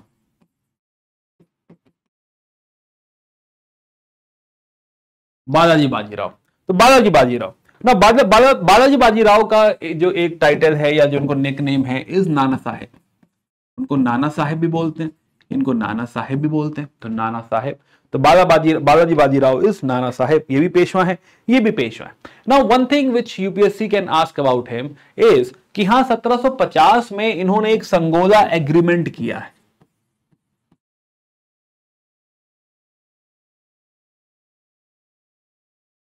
Sangola agreement, अभी संगोला एग्रीमेंट किसके किसके बीच में, आइए समझते हैं। तो संगोला एग्रीमेंट क्या हुआ है कि हाँ जो छत्रपति साहू की हम बात कर रहे थे, साहू की डेथ हो गई, राइट ना, कि हाँ 1750 में साहू की डेथ हो जाती है। तो अब जब साहू की डेथ हो गई है, इन दैट केस या साहू की 1749 में ही डेथ हो गई है। तो अब क्या होता है कि हाँ अब होता है कि आगे छत्रपति कौन बनेगा। साहू का कोई वंशज नहीं है, साहू का आगे कोई सन नहीं है। तो ऐसे में क्या होता है कि ताराबाई जो है, ताराबाई एक जो है राजा राम का ग्रांडसन लेके आ जाती हैं और कहती हैं कि हाँ ये उसका पोता है, ये राम राजा है ना। तो राम राजा को लेके आ जाती हैं। तो कहने का मतलब अगेन कोई नाम मत रटो, है ना, समझो कि हाँ वो एक ताराबाई एक वंशज लेकर आ जाती है। जो ताराबाई है ये कहती है कि नहीं नहीं एक वंशज है जो आगे छत्रपति बनना चाहिए। तो यहां पर जो है जो हमारे पेशवा हैं बालाजी बाजीराव, तो बालाजी बाजीराव कहते हैं कि हाँ ठीक है। हालांकि बालाजी बाजीराव को पता होता है कि ये एक्चुअली वंशज है नहीं छत्रपति शाहू का, लेकिन चलो ठीक है एक्सेप्ट कर लेते, खत्म करते बात को। तो यहाँ पे उन्होंने उस वंशज को एक्सेप्ट कर लिया है। लेकिन यहाँ पे ये बात हुई है कि आगे से जो भी छत्रपति के वंशज हैं they will only stay at the palace. वो खाली मेयर की तरह रहेंगे, उनका कोई पावर नहीं है, उनका कोई से नहीं है गवर्नेंस में। तो एक नॉमिनल हेड की तरह छत्रपति बैठेंगे, लेकिन अदरवाइज जो है यू कैन से उनका कोई भी यू कैन से कंट्रोल नहीं होगा, कोई कंट्रीब्यूशन नहीं होगा, कोई से नहीं होगा इन द गवर्नेंस। तो कहने का मतलब है कि फ्रॉम हेयर ऑनवर्ड्स जो छत्रपति की पोजीशन है, राइट ना, अब वो जो वंशज हैं they will be only and only nominal head. उनका कोई रियल से है, उनका कोई रियल से एज सच नहीं है, या नॉमिनल हेड है। प्लस एक और बात वापस टाइमलाइन पे आओ कि हाँ ये जो दौर है 1740s का, तो 1740 टू 1760 के बीच में वी रियलाइज कि हाँ it is basically Ahmad Shah Abdali. तो अहमद शाह अब्दाली अटैक कर रहा है, राइट ना, काफी प्रोमिनेंटली अटैक कर रहा है, बार बार अटैक कर रहा है। तो कहीं ना कहीं मुगल्स के ऊपर अहमद शाह अब्दाली का क्या है, पूरा जो है ऐसा दबदबा बना हुआ है, उसकी मर्जी से यहाँ पे मुगल राजा बैठ रहे हैं, ये हालत हो चुकी है। तो नाउ तो अब Ahmad Shah Abdali is the bigger challenger for the Marathas. हालांकि अभी डायरेक्ट चैलेंज नहीं है, लेकिन हाँ सीम्स है कि हाँ ये कोई बिगर चैलेंज है, बड़ा चैलेंज है यहाँ पर। Now at this point of time further expansion होता है, and now they have reached Bengal as well. तो बंगाल में भी रेड चालू हो चुकी है, बंगाल साइड ओडिशा साइड भी रेड चालू हो गई है। बंगाल में समय बैठे हैं अली वर्दी खान। तो अली वर्दी खान को यहां पर हराते हैं, और अली वर्दी खान से काफी सारी टेरिटरी भी ले लेते हैं, काफी सारा पैसा भी ले लेते हैं अली वर्दी खान से। नाउ दूसरा क्या हो रहा है कि 1752 में 1752 में they have an agreement with Mughals.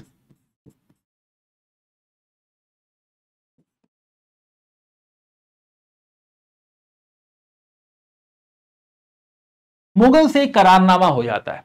Mughals already Abdali से बहुत परेशान थे। अब ऐसे में उनको लगता है कि हाँ, अगर जो है, अगर हम यहां पे दोस्ती कर ले, है ना, वापस आओ, तो 1752 की हम बात कर रहे हैं। 1752 में इट इज अहमद शाह बहादुर। अहमद शाह बहादुर वो आदमी है जिसने अहमद शाह अब्दाली को पंजाब दे दिया है, और दूसरा मराठास के साथ, बालाजी बाजीराव के साथ क्या कर रहा है, दोस्ती कर रहा है, एग्रीमेंट कर रहा है ना। तो आइए देखते हैं क्या एग्रीमेंट है ये। सुनाओ, तो अब ये एक एग्रीमेंट साइन हो रहा है,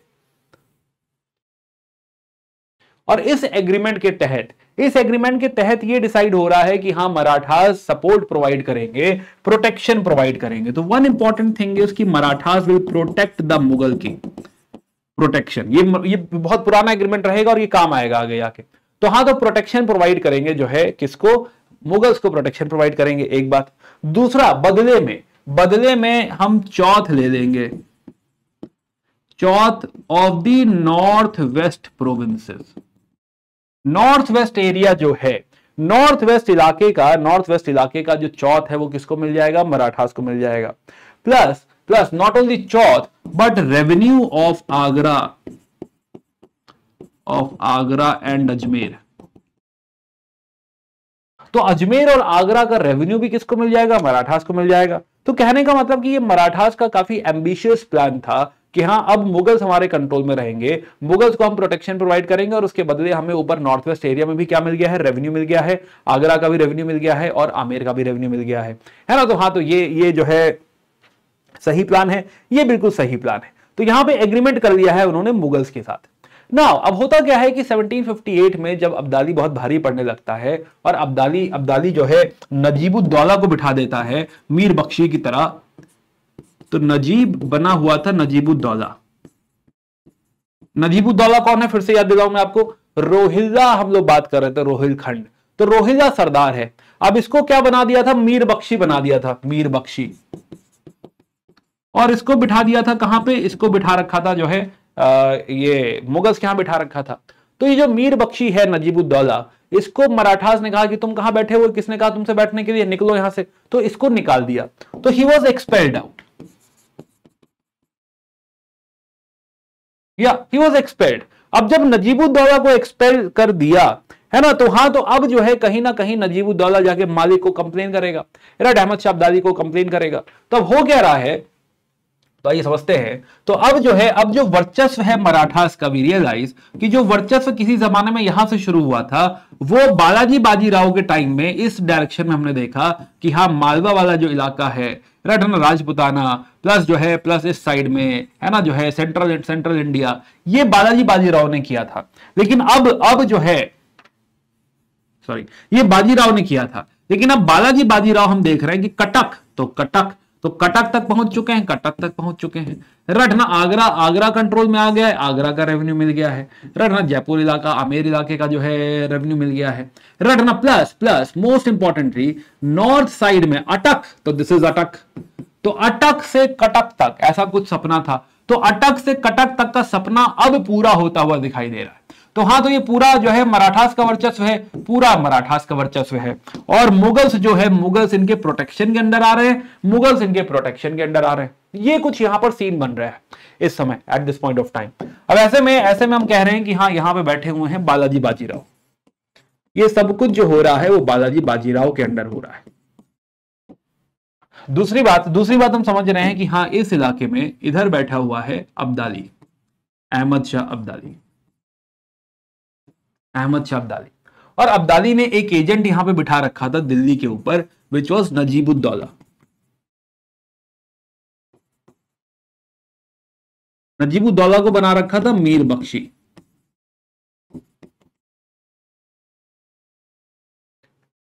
या मीर बख्शी बना रखा था। नाउ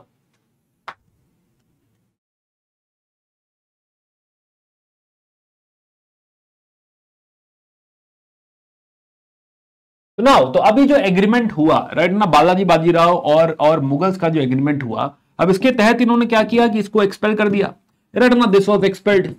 अब इसको बुरा लग गया भाई, है ना, कि हाँ ऐसे कैसे बेइज्जती कर दी, निकाल दिया है मुझको, ये भाग के गया अब्दाली के पास कि हाँ मैं तो तुम्हारा आदमी हूं, ऐसे कैसे निकाल दिया। दूसरी प्रॉब्लम क्या है कि हाँ मराठास अब जाके लाहौर और अटक वाले इलाके में अपना वर्चस्व जमा रहे हैं। तो अब ये इलाका जो है ये अब्दाली का इलाका हुआ करता था, मुगल्स ने ये इलाका दे दिया था, तो यहां पे मुगल्स ने ये इलाके के ऊपर क्लेम दोनों को दे दिया है, राइट। मुगल्स ने इलाका अब्दाली को भी दे दिया है और यहाँ पे रेवेन्यू कलेक्शन का हक जो है ये मराठास को भी दे दिया है, तो ये यहाँ पे जो है रेवेन्यू कलेक्ट करने पहुंच गए। तो टेक्निकली अब now this is a challenge कि हाँ ये लाहौर का इन्होंने गवर्नर भगाया, तो वहां पर लाहौर का गवर्नर था कोई तैमूर, है ना, ये भी यूपीएससी ने पूछा हुआ है ना। तो हाँ तो तैमूर जो है यहाँ पर गवर्नर था, तो तैमूर को हटा दिया। तो अब जब ये तैमूर को हटा दिया, अटक वटक पहुंच चुके हैं, तो नाउ अब ये सीधा चैलेंज है अब्दाली के लिए, है ना। तो ये सीधा चैलेंज है अब्दाली के लिए। नजीबुद्दौला भी अब्दाली का पैर पकड़े हुए है कि भैया चलो जो है अटैक करो, मराठास को सबक सिखाओ, है ना। हालांकि अब्दाली पहले फेवर में नहीं है, लेकिन इवेंचुअली ही इज लाइक कि हाँ चलो ठीक है, उसको कुछ पैसे वगैरह ऑफर कर देंगे, 2 करोड़ रुपए देंगे, चलो, है ना। तो अब्दाली कहता है कि चलो ठीक है अटैक करते हैं। सो नाउ तो द बिगेस्ट इवेंट इज कि because of all this what is happening कि हाँ 1761 में 1761 there is Battle of Panipat. Battle of Panipat जिसमें एक तरफ से अब्दाली आ गया है और दूसरी तरफ से मराठास आ गए। अब मराठास को यहां पे रिप्रेजेंट कर रहे हैं, यहां पर बालाजी बाजीराव ने अपने बेटे विश्वासराव को भेजा हुआ है, विश्वासराव प्लस सदाशिव भाव, इनको भेज दिया है अब्दाली का सामना करने के लिए। तो हालांकि ये जो है ये काफी लॉन्ग ड्रॉन बैटल है। ये 1760 में जो है वेट करना चालू हुआ था, जुलाई के आसपास ये चालू हुआ, है ना। तो हाँ तो एक तरफ से जो है नीचे से आर्मी गई, या तो एक तरफ से यहां से मराठा आर्मी जाती है, मराठा आर्मी बड़ा लश्कर है ना, कि हाँ अब्दाली का आप सामना करने जा रहे हो तो एक बड़ा लश्कर यहां से जाता है। नॉट ओनली आर्मी बट उनके साथ साथ उनके कैंप फॉलोअर भी बहुत सारे होते हैं, बहुत सारी महिलाएं भी होती हैं कि उधर ही जो है एक तीर्थ है, हमें तीर्थ भी कर देंगे समथिंग, तो बहुत सारे ऐसे कैंप फॉलोअर भी साथ में चले जाते हैं, which was the wrong decision. But anyway ये लोग निकलते हैं और ये दिल्ली के आसपास जाके जो है खेमा जमा लेते हैं। सिमिलरली उधर से अब्दाली आता है, अब्दाली इधर यमुना नदी पार करके यहां पर डेरा जमा लेता है। अब यहां पे अब्दाली को मदद कर रहे हैं नजीबुद्दौला, यानी कि अब्दाली के सपोर्ट में है रोहिलास प्लस अवध भी, राइट है ना, सादत खान बुरा, नॉट सादत खान, राइट, अवध। तो अवध भी यहां पर सपोर्ट में है, है ना। तो शुजाउद्दौला वगैरह भी यहाँ पे सपोर्ट में, उस समय शुजाउद्दौला थे, तो शुजाउद्दौला तो ये भी सपोर्ट कर रहे हैं, ये भी यहाँ पे सपोर्ट कर रहे हैं, प्लस मुगल्स का भी सपोर्ट है। तो हाँ तो ये बढ़िया अलायंस यहाँ पर क्रिएट हो गया है ना। अब ये जो सदाशिव भाव हैं, सदाशिव और विश्वासराव, हालांकि हमें बैटल की बहुत डिटेल्स नहीं जाननी है, ऐसा कुछ यूपीएससी पूछता नहीं है, but still for the sake of understanding, right ना। तो हाँ तो ये यहाँ पर आगे जाके क्या करते हैं, अब्दाली को ब्लॉक करने की कोशिश करते हैं कि वापस नहीं जा पाओगे। बारिश का महीना था, है ना, ये मॉनसून चल रहा था, ये 1760 में हो रहा है। तो सबसे पहले इन्होंने ब्लॉक किया कि हाँ वापस नहीं जा पाओगे, बट यहाँ पे अब्दाली ने भी एक डेयरिंग किया और अब्दाली इधर आ गया और इन्होंने वापस इनको भी ब्लॉक कर दिया कि तुम भी नहीं जा पाओगे, राइट। तो हाँ तो जो है यहाँ पर दोनों एक दूसरे को घेर के खड़े हैं और ये काफी दिनों तक ऐसे खड़े रहे, विंटर्स भी आ गए, राइट ना, ठंड भी हो गई। अब ये महाराष्ट्र की जो पूरी आर्मी है, अब ये ठंड को लेके उतना फेमिलियर नहीं है। दिसंबर हो गया, जनवरी बीता जा रहा था, तो 14 जनवरी 1761, तो 14 जनवरी 1761 दे डिसाइडेड कि वी विल फाइट। वेट करने का कोई मतलब नहीं है, युद्ध करते हैं, या हाँ तो हाँ तो डिसाइड होता है कि हाँ चलो युद्ध करते हैं। सुनाओ, या तो अब ये एक अच्छा खासा फॉर्मेशन है। यहाँ पे इब्राहिम खान गार्दी भी है जो तोप से बहुत अच्छा यू कैन से हैंडल कर रहे हैं। बीच में सदाशिव भाव और विश्वासराव बैठे हुए हैं, है ना, इधर इब्राहिम गार्दी है, इधर मल्हार राव होलकर है, इधर सिंधियाज है, और सामने से जो है अहमद शाह अब्दाली इनको घेरे हुए।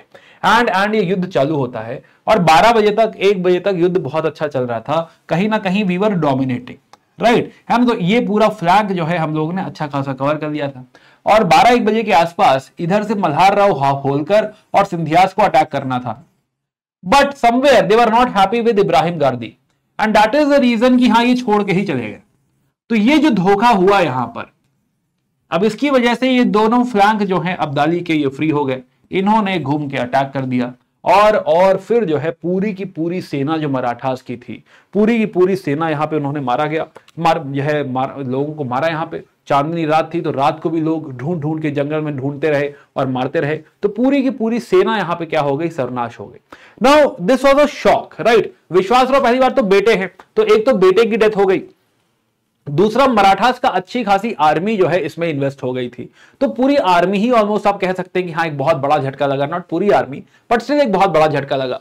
तीसरा इकोनॉमी के सेंस से भी देखें तो हाँ तो पैसा भी बहुत लग गया, खर्चा भी बहुत हो गया, तो ये मराठास के लिए एक बहुत बड़ा शॉक हुआ। राइट ना कि हाँ ये जो अभी हम कह रहे थे कि हाँ मराठास राइज कर रहे हैं, अच्छा खासा ग्रो हो रहा है, लेकिन जो 1761 की जो बैटल है इसके बाद एकदम से मराठास जो हैं एकदम से मराठास नीचे जाने लगेंगे, राइट, डिक्लाइन होने लगेगा। तो ये 1761 थोड़ा सा डिसाइडिंग फैक्टर हो गया, right, in fact very very deciding factor कि हाँ जो अभी हमें लग रहा था कि मुगल्स को रिप्लेस करेंगे मराठास, 1761 में रियलाइज हुआ कि हाँ मराठास रिप्लेस नहीं कर पाएंगे, मराठास खुद ही शैटर हो गए हैं, राइट। 1761 में बालाजी बाजीराव इसी शॉक से उनकी डेथ हो जाती है, right, and he also died because of this. तो first of all we lost this battle and we also lost the leader, है ना, कि बालाजी बाजीराव भी नहीं रहे।